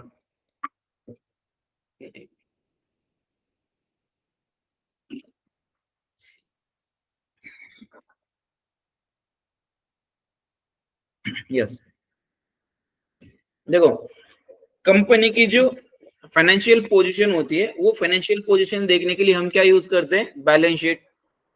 क्या होता है, कंपनी की फाइनेंशियल पोजीशन देखने के लिए क्या यूज किया जाता है, बैलेंस शीट का यूज किया जाता है। राइट, अभी मान लो ये जो है तुम्हारी, ये क्या है, ये एक कंपनी है मतलब, लेकिन कंपनी जो है तुम्हारी एक है। ओके, लेकिन उस कंपनी के क्या होगा, अलग अलग जगह पे ब्रांचेस होगी। जैसे फॉर एग्जांपल कंपनी जो है तुम्हारी ऑल ओवर इंडिया में मान लो ऑपरेट हो रही है।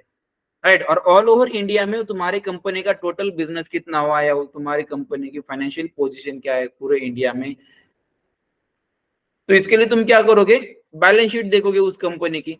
राइट, लेकिन तुम्हें क्या करना है, मान लो रीजन वाइज या स्टेट वाइज मान लो तुम्हें उस कंपनी का जो प्रॉफिट है या जो लॉस हुआ है उस कंपनी को, वो तुम्हें देखना है। जैसे फॉर एग्जांपल महाराष्ट्र में तुम्हारी कंपनी ऑपरेट होती है, तो इसमें तुम्हें क्या करना है, स्पेसिफिकली महाराष्ट्र में तुम्हारे कंपनी को बिजनेस कितना हुआ है, या महाराष्ट्र में तुम्हारी कंपनी प्रॉफिट में चल रही है या लॉस में चल रही है, वो तुम्हें क्या करना है, सेपरेटली देखना है। राइट, या इसके अलावा अगेन क्या हो सकता है, जैसे तुम्हारी कंपनी जो है अलग अलग प्रोडक्ट बनाती है, जैसे मान लो इलेक्ट्रॉनिक्स में तुम्हारी कंपनी है, इलेक्ट्रॉनिक्स में क्या क्या बनाती है, सपोज कंपनी तुम्हारी मान लो कुछ डिजिटल वॉच तुम्हारी कंपनी बनाती है, मोबाइल सपोज बनाती है, राइट, या लैपटॉप भी मान लो तुम्हारी कंपनी बनाती है। इसमें से तुम्हें क्या करना है, तुम्हारी कंपनी का मोबाइल ये जो सेगमेंट रहेगा, या मोबाइल में तुम्हारी कंपनी का मतलब पोजीशन क्या है, मोबाइल सेक्टर में तुम्हारी कंपनी कैसे परफॉर्म कर रही है, मतलब उसमें प्रॉफिट में चल रही है या लॉस में चल रही है, इसके रिकॉर्ड जो तुम्हें सेपरेट रखने। अगेन जो लैपटॉप रहेंगे, मान लो लैपटॉप में तुम्हारी कंपनी कैसे ऑपरेट हो रही है, ओके, उसमें क्या चल रहा है, प्रॉफिट चल रहा है या लॉस चल रहा है, वो तुम्हें क्या करना है, सेपरेट रखना है। तो तुम इस समय क्या करोगे, ये जो प्रॉफिट सेंटर है तुम्हारा, इसका यूज करोगे। राइट, तो प्रॉफिट सेंटर तुम कब किस लिए यूज करोगे, एक तो रीजन वाइज अगर तुम्हें कंपनी की पोजीशन अगर देखनी है, प्रॉफिट में चल रही है लॉस में चल रही है, तो रीजन वाइज तुम क्रिएट करोगे प्रॉफिट सेंटर। जैसे हर एक स्टेट के लिए एक प्रॉफिट सेंटर तुम क्रिएट करोगे, और उस एक स्टेट में जो भी तुम्हारे ट्रांजैक्शन होंगे, फिर परचेस के होंगे या सेल्स के होंगे या इसके अलावा जो एक्सपेंसेस के जो होंगे या इनकम के जो ट्रांजेक्शन होंगे तुम्हारे, वो सभी रिकॉर्ड करने के लिए तुम्हें क्या करना पड़ेगा, फिर उसी एक स्टेट का तुम्हें प्रॉफिट सेंटर जो है यूज करना। क्या होगा इसमें, प्रॉफिट सेंटर में क्या होगा, तुम इसमें एक्सपेंसेस की भी एंट्रीज करोगे और रेवेन्यू की भी एंट्रीज इसमें करोगे, राइट। लेकिन कॉस्ट सेंटर जो है, कॉस्ट सेंटर, इसमें क्या होगा, सिर्फ कॉस्ट की एंट्री होगी तुम्हारी, मतलब जो एक्सपेंसेस तुम्हारे हो रहे हैं उसकी एंट्री होगी कॉस्ट सेंटर में। लेकिन प्रॉफिट सेंटर जो है, प्रॉफिट सेंटर में क्या होगा, रेवेन्यू की भी एंट्री होगी और एक्सपेंसेस की भी एंट्री होगी इसमें प्रॉफिट सेंटर में। ओके, और इससे क्या होगा, देखो रेवेन्यू और मतलब इनकम कह सकते हो तुम, इनकम या एक्सपेंसेस दोनों भी तुम एक जगह पे अगर रिकॉर्ड कर रहे हो, जैसे अभी मान लो इसमें क्या होगा, तुम दोनों एक जगह पे अभी रिकॉर्ड कर रहे हो, तो इसमें मान लो फर्स्ट तुमने क्या किया है, एक मान लो 50,000 की तुमने एंट्री की है, और ये एंट्री कौन सी, सपोज तुम्हारी एक्सपेंस की सपोज एंट्री है, राइट। अगेन सेकंड एंट्री मान लो तुम कर रहे हो यहाँ पे 20,000 के लिए, और वो है मान लो तुम्हारी रेवेन्यू की एंट्री। अगेन इसमें क्या होगा, थर्ड एंट्री अगेन मान लो तुम कर रहे हो 30K की, और वो मान लो अगेन तुम्हारी है एक्सपेंस की एंट्री। अगेन इसमें मान लो तुम क्या कर रहे हो, फोर्थ एंट्री कर रहे हो 80,000 रुपीज की, और वो है मान लो रेवेन्यू के लिए। तो तुमने क्या किया, एक ही जगह पे, जैसे एक प्रॉफिट सेंटर, इस एक प्रॉफिट सेंटर में क्या किया तुमने, कुछ रेवेन्यू की भी एंट्री की है, कुछ एक्सपेंसेस की भी एंट्री की है, और अभी इसकी टोटल अगर तुम करोगे तो कितनी आ जाएगी, देखो सेपरेटली अगर पहले कैलकुलेट करोगे तो रेवेन्यू कितना हुआ है 20 प्लस 80 कितना हुआ है 1 लाख, एक्सपेंस टोटल कितने हुए 50 प्लस 30 कितने हुए 80, 1 लाख में से 80 गए, कितने रहेंगे 20,000 रहेंगे। तो मतलब तुम्हारी कंपनी क्या है यहाँ पे प्रॉफिट में, क्योंकि तुम्हारा क्या हो रहा है, रेवेन्यू से एक्सपेंसेस कम है, तो क्या होगा यहाँ पे, ये तुम्हारे लिए प्रॉफिट होगा, राइट। तो इस तरह से तुम क्या कर सकते हो, इस प्रॉफिट सेंटर का यूज कर सकते हो कंपनी की जो पोजीशन रहेगी, या किसी एक प्रोडक्ट लाइन में, मतलब प्रोडक्ट लाइन कैसे, जैसे मोबाइल ये एक प्रोडक्ट लाइन हुई, ओके, उसके बाद लैपटॉप ये एक प्रोडक्ट लाइन हुई, तो एक तो प्रोडक्ट लाइन के लिए तुम ये प्रॉफिट सेंटर का यूज कर सकते हो, नहीं तो रीजन के लिए तुम यूज कर सकते हो, मतलब स्टेट वाइज भी तुम इसे यूज कर सकते हो। कौन सा कंपनी डिपार्टमेंट से भी कौन सा प्रॉफिट सेंटर, डिपार्टमेंट वाइज नहीं, डिपार्टमेंट वाइज नहीं होता है प्रॉफिट सेंटर, पूरा कंपनी का होगा ये, मतलब रीजन के लिए तुम ले सकते हो या प्रोडक्ट लाइन के लिए तुम ले सकते हो। अगर तुम्हें डिपार्टमेंट वाइज देखना है तो डिपार्टमेंट वाइज के लिए तुम कॉस्ट सेंटर का यूज कर रहे हो ना, हाँ, मतलब ऐसे अगर तुम्हें करना है कि तुम्हें डिपार्टमेंट वाइज देखना है कि प्रॉफिट कितना हो रहा है, लॉस कितना हो रहा है, तो उस समय तुम कर सकते हो, लेकिन जनरली ऐसे नहीं होता, डिपार्टमेंट वाइज नहीं देखा जाता। तुम प्रॉफिट अगर देखोगे तो कैसे देखोगे, तुम प्रॉफिट या लॉस देखोगे तो ऑल ओवर देखोगे ना, या किसी प्रोडक्ट लाइन के लिए देखोगे कि एक प्रोडक्ट के लिए क्या चल रही है पोजीशन, राइट। यस, क्लियर फिर यहाँ तक। यस, नेक्स्ट है इसके बाद इंटरनल ऑर्डर, ये क्या होगा,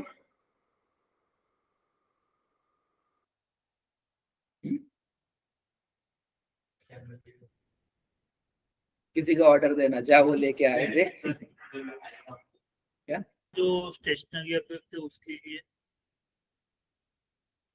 ओके, और क्या बता सकते हो, कंपनी में रॉ मटेरियल्स,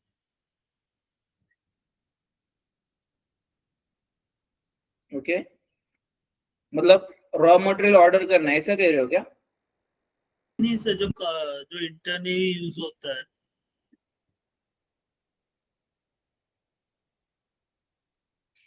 देखो इंटरनल ऑर्डर मतलब ये किस लिए रहेगा, जैसे अभी इससे पहले हमने क्या देखा था यहाँ पे, एक मिनट, इससे पहले क्या देखा था हमने, एक कॉस्ट एलिमेंट हमने क्रिएट किया था, मतलब फॉर एग्जांपल के लिए हमने यहाँ पे लिया था, और कॉस्ट एलिमेंट हमने कौन सा लिया था 400301, ऐसे कुछ हमने लिया था, मान लो ये था हमारा टेलीफोन एक्सपेंसेस के लिए। ओके, ये अकाउंट किस लिए तुम्हारा, सपोज टेलीफोन एक्सपेंसेस के लिए सपोज तुम्हारा जेएल अकाउंट है। अभी इसमें क्या होगा, जैसे तुम टेलीफोन एक्सपेंसेस रिकॉर्ड करो, जैसे यहाँ पे मैंने तुम्हें बताया कि मतलब ये जो सेल्स डिपार्टमेंट है, सेल्स डिपार्टमेंट पे 5,000 रुपीज के तुम्हारे एक्सपेंसेस हुए, और वो तुम्हें रिकॉर्ड करने कहाँ पे, इस टेलीफोन एक्सपेंसेस के अकाउंट में तुम्हें वो रिकॉर्ड करने। टोटल कितने हुए 5000। लेकिन इसमें भी क्या हुआ होगा, अभी जो 5000 तुमने रिकॉर्ड किए तो इसमें तुमने नंबर ऑफ मोबाइल नंबर जो तुमने रिचार्ज किए होंगे, राइट? क्या कोई एक मोबाइल नंबर रिचार्ज किया होगा? कि इसमें बहुत सारे किए होंगे। तो मैनेजमेंट जो है, मान लो मैनेजमेंट को क्या देखना है, ठीक है ये 5000 रुपीज एक्सपेंसेस हुए हैं ना टेलीफोन के, तो ये तो ठीक है, लेकिन किस मोबाइल नंबर पे कितने एक्सपेंसेस हुए वो भी उन्हें सेपरेटली देखना है। क्या करना है यहाँ पे, जैसे मोबाइल नंबर जो रहेंगे तुम्हारे कुछ इस तरह से, मान लो मोबाइल नंबर रहेंगे, राइट? इस तरह से कुछ मोबाइल नंबर रहेंगे तुम्हारे, राइट? इस तरह से कुछ मोबाइल नंबर रहेंगे, और ऐसे क्या रहेंगे तुम्हारे, बहुत ज्यादा मोबाइल नंबर रहेंगे। जैसे फॉर एग्जांपल इस तरह से मोबाइल नंबर जो मान लो तुम्हारे कितने टोटल, सपोज 15 मोबाइल नंबर तुमने रिचार्ज किए। ओके, टोटल कितने मोबाइल नंबर रिचार्ज किए तुमने? 15 टोटल मोबाइल नंबर रिचार्ज किया। और जब ये 15 मोबाइल नंबर तुमने रिचार्ज किए तो उस समय क्या हुआ था, ये 5000 एक्सपेंसेस हुए, राइट? तो इसके लिए तुम्हें क्या करना पड़ेगा फिर, तो ये जो है, जैसे मान लो इसमें से ये एक नंबर का मोबाइल है तुम्हारा, ओके, ये जो है ये क्या है, फर्स्ट मोबाइल नंबर है। अगेन इसी तरह से क्या होगा, और भी बहुत सारे मोबाइल नंबर्स रहेंगे तुम्हारे, राइट? जैसे ये फर्स्ट था, मान लो इसके बाद अगेन ये सेकंड है सपोज, राइट? इस तरह से मान लो ये सेकंड मोबाइल नंबर तुम्हारा। अगेन यहाँ पे क्या होगा, थर्ड रहेगा अगेन, जैसे मान लो थर्ड ये है सपोज तुम्हारा, ठीक है? इस तरह से मान लो ये थर्ड मोबाइल नंबर है। इसके लिए रिचार्ज तुमने किया था सपोज मान लो 699 का, ओके, इसके लिए कितना किया था 699। इसके लिए मान लो किया है तो तुमने 999 का मान लो इसके लिए किया है, ओके, और इसके लिए क्या है मान लो अगेन 299। इस तरह से मान लो तुमने ये सभी रिचार्ज किया है अलग अलग मोबाइल के लिए। और इसी तरह से अगेन बाकी के जो रहेंगे 15 मोबाइल सभी, तो इन सभी 15 की मिलाकर कितनी हुई है 5000। लेकिन मैनेजमेंट को क्या देखना है, अभी ये जो फर्स्ट मोबाइल नंबर है, फिर इसके लिए कितने एक्सपेंसेस हुए, कितने रिचार्ज किए तुमने, जैसे 699 के किए, तो इसकी एंट्री जो यहाँ पे तुम्हें सेपरेटली देखनी है। जैसे इस नंबर के लिए कितने अमाउंट के रिचार्ज हुए या एक्सपेंस हुए, सेकंड के लिए कितने हुए, थर्ड के लिए कितने हुए, इसी तरह से सभी जितने रहेंगे, जितने भी नंबर ऑफ मोबाइल तुम्हारे रहेंगे, उन सबके रिचार्ज के जो एक्सपेंसेस है वो कंपनी को सेपरेटली देखने। अभी ये क्या हुआ, ये एक रिचार्ज के, ऐसे एक साल के अगर देखने, मान लो 6 मंथ के अंदर कितने रिचार्ज हुए वो अगर सेपरेटली देखना, तो उस समय भी क्या किया जाएगा, तो ये जो तुम्हारे हर एक मोबाइल नंबर है, तो ईच मोबाइल नंबर के लिए एक इंटरनल ऑर्डर क्रिएट की जाएगी। क्या होगा यहाँ पे, एक मोबाइल नंबर के लिए एक इंटरनल ऑर्डर तुम क्रिएट करोगे। जैसे मान लो यहाँ पे ये जो मोबाइल नंबर है, इस मोबाइल नंबर के लिए तुम एक इंटरनल ऑर्डर क्रिएट करते हो और उसको नंबर मिलता है सपोज 25। अब ये 25 क्या इंडिकेट कर रहा है, तो ये मोबाइल नंबर ये इंडिकेट कर रहा है 25, मतलब ये क्या होगा, ये वाला मोबाइल नंबर। ओके, अगेन यहाँ पे क्या होगा 26, ये क्या है सभी 25 26, ये सभी क्या है इंटरनल ऑर्डर नंबर। अगेन यहाँ पे क्या होगा 27, ये सभी क्या है, अभी ये इंटरनल ऑर्डर नंबर है। और तुम किस लिए क्रिएट कर रहे हो ये, तो हर एक मोबाइल के लिए, हर एक मोबाइल नंबर के लिए तुम एक इंटरनल ऑर्डर क्रिएट कर रहे हो। और इसमें क्या होगा फिर, ये जब एक्सपेंसेस तुम रिकॉर्ड करोगे, तो ये एक्सपेंसेस रिकॉर्ड करते समय तुम क्या करोगे, तो इंटरनल ऑर्डर, जैसे अभी ये एक्सपेंसेस तुम्हें रिकॉर्ड करने 699, ये एक्सपेंसेस तुम्हें रिकॉर्ड करने, तो यहाँ पे क्या किया जाएगा, कॉस्ट सेंटर जो है, इस सेल्स डिपार्टमेंट का जो कॉस्ट सेंटर है, ओके, ये कॉस्ट सेंटर भी यूज किया जाएगा। ये एंट्री रिकॉर्ड करते समय, फर्स्ट एंट्री जो है ये रिकॉर्ड करते समय क्या होगा, कॉस्ट सेंटर यूज होगा, ये वाला क्या होगा, कॉस्ट सेंटर रहेगा ये वाला, और इसके बाद कॉस्ट एलिमेंट कौन सा रहेगा, ये, और इंटरनल ऑर्डर नंबर रहेगा ये। अगेन ये वाले एंट्री करते समय, 999 की एंट्री करते समय अगेन क्या होगा, cost centre, cost element, internal order, तीनों एक साथ यूज करोगे। और इसमें क्या होगा फिर, इंडिविजुअल तुम्हें रिकॉर्ड दिखेंगे इसमें, ये जो इंटरनल ऑर्डर है, इस इंटरनल ऑर्डर में क्या होगा, इंडिविजुअल तुम्हें रिकॉर्ड दिखेगा। जैसे अभी उस मैनेजमेंट को मान लो क्या करना है, हर एक मोबाइल नंबर वाइज अगर रिपोर्ट उन्हें देखना है कि जैसे इस मोबाइल नंबर के लिए कितने एक्सपेंसेस हुए, वो अगर उन्हें देखना है तो वो देखेंगे इस इंटरनल ऑर्डर के लिए, राइट? इसके बाद मान लो उन्हें क्या करना है, टोटल एक्सपेंसेस कितने हुए, टेलीफोन एक्सपेंसेस टोटल कितने हैं वो अगर देखना है, तो वो देखेंगे कॉस्ट एलिमेंट के बेसिस पे देखेंगे। और बाद में उन्हें मान लो देखना है कि टोटल इस सेल्स डिपार्टमेंट पे कितने एक्सपेंसेस हुए, जैसे टेलीफोन एक्सपेंसेस, रेंट एक्सपेंसेस या ऑफिस एक्सपेंसेस, ऐसे सभी मिलाकर इस सेल्स डिपार्टमेंट में कितने एक्सपेंस हुए वो देखने के लिए वो देखेंगे यहाँ पे कॉस्ट सेंटर, राइट। मतलब जैसे कॉस्ट सेंटर जो है थोड़ा सा आप कह सकते हो कि हायर लेवल पे रहेगा, उसके बाद अगेन कॉस्ट एलिमेंट, और अगेन और माइक्रो लेवल पे अगर तुम्हें जाना है रिपोर्टिंग के लिए तो उसके लिए तुम्हें यूज करना पड़ेगा इंटरनल ऑर्डर, राइट। अभी ये तो हुआ टेलीफोन एक्सपेंसेस का। इसके अलावा अगेन क्या होगा, जैसे मान लो कंपनी जो है ये प्रोडक्शन डिपार्टमेंट जो है, यहाँ पे तुम कंटिन्यूअसली कुछ मशीनरीज यूज करो प्रोडक्शन के लिए, तो मशीनरीज अगर तुम कंटिन्यूअसली यूज करो तो यहाँ पे तुम्हें क्या करना पड़ेगा, उस मशीनरीज का मेंटेनेंस भी करना पड़ेगा, राइट। जैसे अभी मान लो यहाँ पे तुम एक मेंटेनेंस के लिए एक जीएल अकाउंट तुम क्रिएट कर रहे हो, ओके। इस तरह से एक जीएल अकाउंट मान लो तुम क्रिएट कर रहे हो, और ये किस लिए जीएल अकाउंट तुम्हारा मशीन मेंटेनेंस के लिए सपोज है, ओके। मशीन मेंटेनेंस के लिए जीएल अकाउंट सपोज तुम्हारा है। यहाँ पे कॉस्ट सेंटर जो तुम्हारा रहेगा कौन सा रहने वाला है, कॉस्ट सेंटर पीडीसीसी, प्रोडक्शन का कॉस्ट सेंटर यहाँ पे रहेगा, ओके। और यहाँ पे क्या है, ये मशीन मेंटेनेंस का कॉस्ट एलिमेंट है तुम्हारा। अगेन यहाँ पे क्या होगा, मशीन मेंटेनेंस पे मान लो तुम्हारे एक्सपेंसेस कितने हुए यहाँ पे, तो टोटल एक्सपेंसेस मान लो तुम्हारे हुए यहाँ पे 15,000। मशीन मेंटेनेंस पे कितने एक्सपेंसेस हुए तुम्हारे, सपोज 15,000। ये क्या है, टोटल एक्सपेंसेस है। लेकिन जब ये जो तुम्हारे एक्सपेंसेस हुए टोटल, तो इसमें से क्या किया, मान लो तुमने 3 मशीन का मेंटेनेंस किया है, क्या किया इसमें 50,000 में तुमने 3 मशीन का मेंटेनेंस किया है। लेकिन मैनेजमेंट को क्या चाहिए, ठीक है 15,000 जो है टोटल मशीन मेंटेनेंस के लिए हुए, लेकिन मैनेजमेंट को क्या चाहिए कि हर एक मशीन के लिए कितने एक्सपेंसेस हुए वो सेपरेटली उन्हें देखना है। जैसे मान लो यहाँ पे मशीन 1 जो रहेगी M1, इसके लिए मान लो कितने एक्सपेंस हुए, सपोज 8,000, ओके। अगेन सेकंड जो मशीन रहेगी, सेकंड मशीन के लिए कितने हुए, मान लो 4,000, ओके। ये 8,000, ये 4,000, और थर्ड मशीन जो रहेगी तो इसके लिए कितने हुए, मान लो 3,000 एक्सपेंसेस यहाँ पे हुए, राइट। इस तरह से क्या करना है, मैनेजमेंट को तीनों मशीन के लिए सेपरेट सेपरेट देखना है। अभी इन तीनों की मिलाकर टोटल कितने हुए, 15,000 एक्सपेंसेस हुए।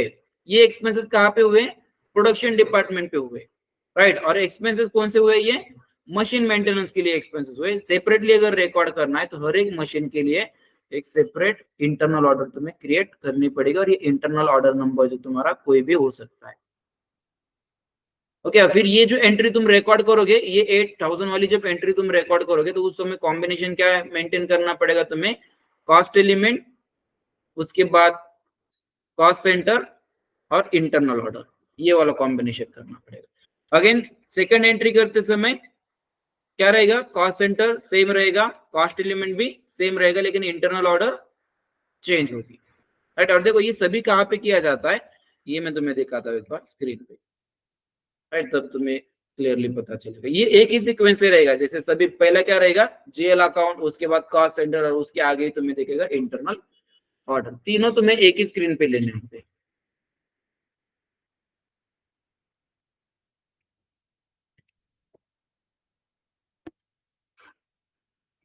राइट। जैसे तुम यहाँ पे अगर आओगे FB50, तो देखो FB50 में आते ही सबसे पहले यहाँ पे तुम्हें लेना होता है जीएल अकाउंट। जैसे मान लो तुम मशीन मेंटेनेंस के एक्सपेंसेस रिकॉर्ड कर रहे हो, यहाँ पे तुम्हें इस तरह से जीएल अकाउंट नंबर लेना पड़ेगा, ओके। और जीएल अकाउंट नंबर लेने के बाद डेबिट करना है या क्रेडिट करना है वो इंडिकेटर यहाँ से सेलेक्ट करना पड़ेगा। अगेन अमाउंट, जैसे मान लो फर्स्ट तुम रिकॉर्ड कर रहे हो फर्स्ट मशीन के एक्सपेंसेस, तो यहाँ पे लेना पड़ेगा तुम्हें 8,000, राइट। अगेन सेकंड मशीन जो रहेगी तुम्हारी, सेकंड के भी एक्सपेंसेस तुम्हें रिकॉर्ड करने, तो अगेन क्या करना पड़ेगा, इसी तरह से जीएल अकाउंट क्या रहने वाला है, सेम, मतलब कॉस्ट एलिमेंट है। जीएल अकाउंट मतलब क्या है, यहाँ पे ये कॉस्ट एलिमेंट, तीनों जगह पे क्या होगा, कॉस्ट एलिमेंट सेम रहेगा, लेकिन एक्सपेंसेस जो है तीनों के क्या है, सेपरेट है। जैसे अभी फर्स्ट के लिए थे 8,000, सेकंड के लिए कितने हैं 4,000, थर्ड के लिए 3,000, ओके। तुम्हें इस तरह से ये लेना पड़ेगा, राइट। इसके बाद अब ये तीनों जो एक्सपेंसेस तुम्हारे हो रहे, तीनों मशीन पे जो एक्सपेंसेस तुम्हारे हो रहे, किस डिपार्टमेंट पे हो रही है, प्रोडक्शन डिपार्टमेंट पे। तो यहाँ पे तुम्हें क्या करना पड़ेगा, कॉस्ट सेंटर तुम्हें लेना पड़ेगा, ये वाला कॉस्ट सेंटर तुम्हें लेना पड़ेगा, पीडीसीसी जो भी है, तुमने जो भी लिया है पीडीसीसी, जो भी कॉस्ट सेंटर तुमने क्रिएट किया है वो लेना पड़ेगा। और ये तीनों में भी तुम्हें लेना पड़ेगा इस तरह से, ओके, तीनों के लिए भी लेना पड़ेगा। अभी फर्स्ट जो ये जो 8,000 एक्सपेंसेस हुए, ये किसके लिए हो रहे हैं, मशीन 1 के लिए। और मशीन 1 के लिए मान लो तुमने क्या किया यहाँ पे, मशीन 1 के लिए तुमने जो इंटरनल ऑर्डर क्रिएट की थी उसके लिए नंबर मिला था, मान लो तुम्हें 30, सेकंड के लिए 31, थर्ड के लिए 32 इस तरह से मान लो तुम्हें इंटरनल ऑर्डर के नंबर मिले, तो तुम्हें यहाँ पे क्या करना पड़ेगा, सेम सीक्वेंस से लेना पड़ेगा 30, यस, इसके बाद 31, यस, और यहाँ पे आएगा 32 इस तरह से। ओके, और ये एंट्री तुम्हें बाद में सेव करनी पड़ेगी। और ये सभी जो पेमेंट तुम पे कर रहे हो, कहाँ से पे करना है तुम्हें, पेमेंट सभी बैंक अकाउंट से पे करना है, तो इस तरह से तुम्हें यहाँ पे बैंक अकाउंट ऐड करना पड़ेगा। और टोटल कितनी पे करनी है बैंक अकाउंट से, 15,000 पे करनी है। तो इसे कैलकुलेट करते बैठोगे कि आप कैलकुलेटर लेके नहीं, सिंपली यहाँ पे क्या करोगे, स्टार लोगे और ये ऑटोमेटिकली कैलकुलेट कर लेगा टोटल कितनी हो रही है। ओके, यस, तो अभी ये सेव नहीं होगी एंट्री, क्योंकि बाकी की जो डिटेल्स है हमने अभी तक क्रिएट नहीं किए, जैसे जैसे हम आगे जाएंगे वैसे क्रिएट करेंगे। ये हाँ, वही तो तुम्हें यहाँ पे सेलेक्ट करना पड़ेगा, ये सेलेक्ट नहीं किया हमने, ये सभी तुम्हें डेबिट करने पड़ेंगे। ओके, वो ऊपर वाले जो तीनों भी है वो तुम्हें डेबिट करने, ये बैंक से क्रेडिट करना है। और ये स्टार लेने से ऑटोमेटिकली इसकी एडिशन होकर यहाँ पे आ जाएगी। ठीक है, क्लियर यहाँ तक, यस। अभी इसके बाद हमें सबसे पहले तो क्या करना है, ये कॉन्फ़िगरेशन हमें करना पड़ेगा सभी, मतलब एक कंपनी के लिए तुम्हें पहले कंप्लीट कॉन्फ़िगरेशन करना पड़ेगा, तब जाके उस कंपनी में जो बिजनेस एक्टिविटीज होती है, और बिजनेस एक्टिविटीज होने के बाद जो उनके ट्रांजैक्शंस होते हैं बिजनेस ट्रांजैक्शंस जो होते हैं वो तुम रिकॉर्ड कर पाओ। लेकिन उसके लिए पहले क्या करना पड़ेगा, तुम्हें कंपनी के लिए कंप्लीट कॉन्फ़िगरेशन तुम्हें करना पड़ेगा, उसके बाद ही तुम वो ट्रांजैक्शन रिकॉर्ड कर पाओ। वो तो हम देखेंगे, लेकिन इससे पहले भी हमें क्या करना है आगे, नेक्स्ट जो है हमें देखने टाइप्स ऑफ प्रोजेक्ट। क्या करना है हमें next, types of project, types of project ये हमें देखने, और कौन कौन से होते हैं types of project. Generally 5 type के प्रोजेक्ट जो कंसिडर किए जाते हैं। फर्स्ट कौन सा इसमें से, ओके, एक मिनट, हमारा अभी तक इंटरनल ऑर्डर तक का हुआ है ना, लास्ट कौन सा था इसमें, हाँ, प्रोडक्ट कॉस्टिंग। इसमें क्या होगा,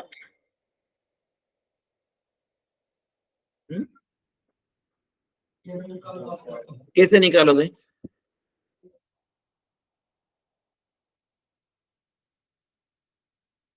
क्या होते हैं fix cost, variable cost, read करके आया है मतलब तू, राइट, कहाँ पे सीखा था तुम्हें ये टॉपिक प्रोडक्ट कॉस्टिंग का, राइट। फिक्स कॉस्ट होती है, उसके बाद और वेरिएबल कॉस्ट, मिक्स कॉस्टिंग भी होती है, बहुत सारे टाइप होते हैं कॉस्टिंग के, राइट। और बहुत सारे पैरामीटर भी तुम्हें यहाँ पे कंसिडर करने होते हैं प्रोडक्ट की कॉस्टिंग डिसाइड करने के लिए। जनरली इसमें क्या किया जाता है, प्रोडक्ट कॉस्टिंग मतलब क्या किया जाता है, देखो कोई भी कंपनी जब न्यू प्रोडक्ट एक मार्केट में लॉन्च कर रही होती है, तो सबसे पहले उसे क्या देखना होता है कि एक प्रोडक्ट बनाने के लिए उन्हें टोटल कॉस्टिंग कितनी आ रही है, राइट। क्योंकि क्या होता है, जब कोई कंपनी न्यू प्रोडक्ट बनाएगी तो वो उसे मार्केट में सेल करना होता है, राइट, मार्केट में उसे सेल करना होता है। और अगर मार्केट में सेल करना है तो कोई एक प्राइस जो है, उन्हें एक प्राइस के साथ वो प्रोडक्ट मार्केट में लिस्ट करना पड़ेगा, राइट। अभी जैसे मान लो एक प्रोडक्ट बनाने के लिए उस कंपनी को टोटल एक्सपेंसेस हो रहे हैं, सपोज फॉर एग्जांपल कंपनी एक लैपटॉप बना रही है, और वो लैपटॉप बनाने के लिए मान लो उसके टोटल जो एक्सपेंसेस हो रहे हैं वो कितने हो रहे हैं, मान लो टोटल एक्सपेंसेस कितने हो रहे हैं, मान लो 60,000 टोटल एक्सपेंसेस हो रहे हैं, राइट। और अगर ये 60,000 के लिए, मतलब जो प्रोडक्ट उन्होंने बनाया है, जो फीचर उस प्रोडक्ट में उन्होंने दिए है, इस सेम प्राइस के साथ अगर ऑलरेडी कोई मार्केट में अदर कंपनी के प्रोडक्ट सेम प्राइस में अगर अवेलेबल है, तो क्या ये सेम प्राइस से 60,000 रुपए से वो प्रोडक्ट मार्केट में लिस्ट कर सकते हैं क्या, क्योंकि इनके टोटल एक्सपेंसेस कितने हुए प्रोडक्ट बनाने के लिए, एक प्रोडक्ट बनाने के लिए मान लो 60,000 हुए, राइट। और अगर ये सेम अमाउंट से प्रोडक्ट अगर मार्केट में लिस्ट करेंगे तो क्या उन्हें कोई फायदा है क्या इससे। और अगर ज्यादा प्राइस से करेंगे, जैसे मान लो ठीक है 60,000 इनके टोटल एक प्रोडक्ट बनाने के लिए 60,000 इन्हें लगे, मार्केट में जब लिस्ट कर रहे हैं मान लो वो कर रहे हैं 70,000 से, राइट। लेकिन ठीक है, प्रोडक्ट मार्केट में 70,000 से इन्होंने लिस्ट किया है, लेकिन जो फीचर इस प्रोडक्ट में है वो सेम फीचर मान लो दूसरी कंपनी जो है मान लो 50,000 में ही दे रही है, तो क्या कोई इनसे ये 70,000 से प्रोडक्ट परचेस करेगा क्या, नहीं करेगा। क्योंकि कस्टमर को अगर सेम फीचर सेम सभी चीजें अगर किसी 50,000 के प्रोडक्ट में मिल रहे तो क्या करेंगे, 50 के लिए जाएंगे, राइट। तो कंपनी ऑलवेज क्या करती है, जब भी कोई न्यू प्रोडक्ट मार्केट में रिलीज करती है या कंटिन्यूअसली क्या चलता है कंपनी में, रिसर्च एंड डेवलपमेंट कंटिन्यूसली चलती है। तो उस समय कंपनी को क्या करना पड़ता है, कोई भी एक प्रोडक्ट मार्केट में रिलीज करने से पहले उन्हें देखना होता है कि एक प्रोडक्ट बनाने के लिए हमें टोटल कितने एक्सपेंसेस आ रहे हैं, टोटल कितना हमारा खर्च हो रहा है एक प्रोडक्ट बनाने के लिए, और फिर उसमें अगर हम हमारा मार्जिन ऐड करके अगर हम उस प्रोडक्ट को मार्केट में अगर लिस्ट कर दे, लॉन्च कर दे, तो उस समय हाँ मतलब एग्जैक्टली प्राइस कितनी जानी चाहिए लिस्टिंग की, ये सभी देखने के लिए क्या किया जाता है, प्रोडक्ट कॉस्टिंग। और इसमें बहुत सारे फैक्टर फिर कंसिडर होते हैं, जैसे लेबर की कॉस्ट आएगी, इसमें मशीन्स की कॉस्ट आएगी, इलेक्ट्रिसिटी के बिल्स आएंगे, राइट, और भी बहुत सारी चीजें रहेगी, जैसे रॉ मटेरियल की कॉस्ट, पैकेजिंग के खर्च, ओके, मशीन जो तुम यूज करो प्रोडक्ट बनाने के लिए, वो सभी चीजें जो यहाँ पे कंसिडर किए जाते हैं तुम्हारे प्रोडक्ट कॉस्टिंग में। और भी बहुत सारे फैक्टर्स होते हैं इसमें, जैसे मेक टू ऑर्डर होता है, मेक टू स्टॉक होता है, ओके, या इंजीनियर टू ऑर्डर होता है, ऐसे बहुत सारी चीजें जो इस प्रोडक्ट कॉस्टिंग में होती है।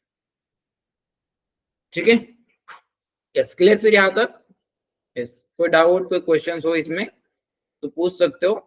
इसके बाद जो हम देखने वाले नेक्स्ट, हम देखने वाले टाइप्स ऑफ प्रोजेक्ट। कौन कौन से टाइप्स होते हैं फिर प्रोजेक्ट के?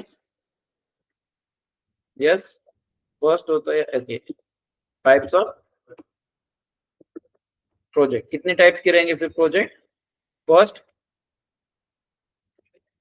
इम्प्लीमेंटेशन, सेकंड कौन सा होता है? Roll out, okay, roll out. Third होता है इसमें सपोर्ट,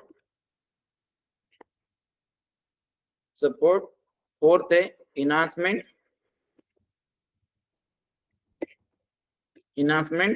फिफ्थ है अपग्रेड, ओके, अपग्रेड। तो ये जनरली 5 टाइप के प्रोजेक्ट जो ये कंसिडर किए जाते हैं एसएपी में, इसके अलावा भी होते हैं और, लेकिन मेनली जो ये 5 टाइप्स के प्रोजेक्ट होते हैं।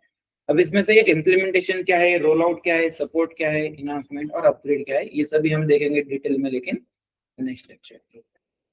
ओके, देख के आना क्या क्या होता है इसमें, वैसे तो मैं बताऊंगा तुम्हें, लेकिन हो सके तो तुम भी देख के आओ, और अगर कुछ डाउट, कुछ क्वेश्चन हो उसमें तो फिर नेक्स्ट लेक्चर में पूछ सकते हो। ठीक है, यस, क्लियर फिर यहाँ तक? ऐसे इसका फोटो लेना है तो ले सकते हो, टाइप्स ऑफ प्रोजेक्ट का, या याद रहेंगे? तो ये वीडियो में इस पे रहेगा या वीडियो पे रहेगा ये, लेकिन जैसे कल मैंने भेजा था ग्रुप पे, आज नहीं भेजने वाला क्योंकि ये कल के ही टॉपिक हमने आज कवर किए डिटेल में, हाँ, इसलिए इतना जो है ये ले लो अगर लेना है फोटो, नोट करके लेने हैं।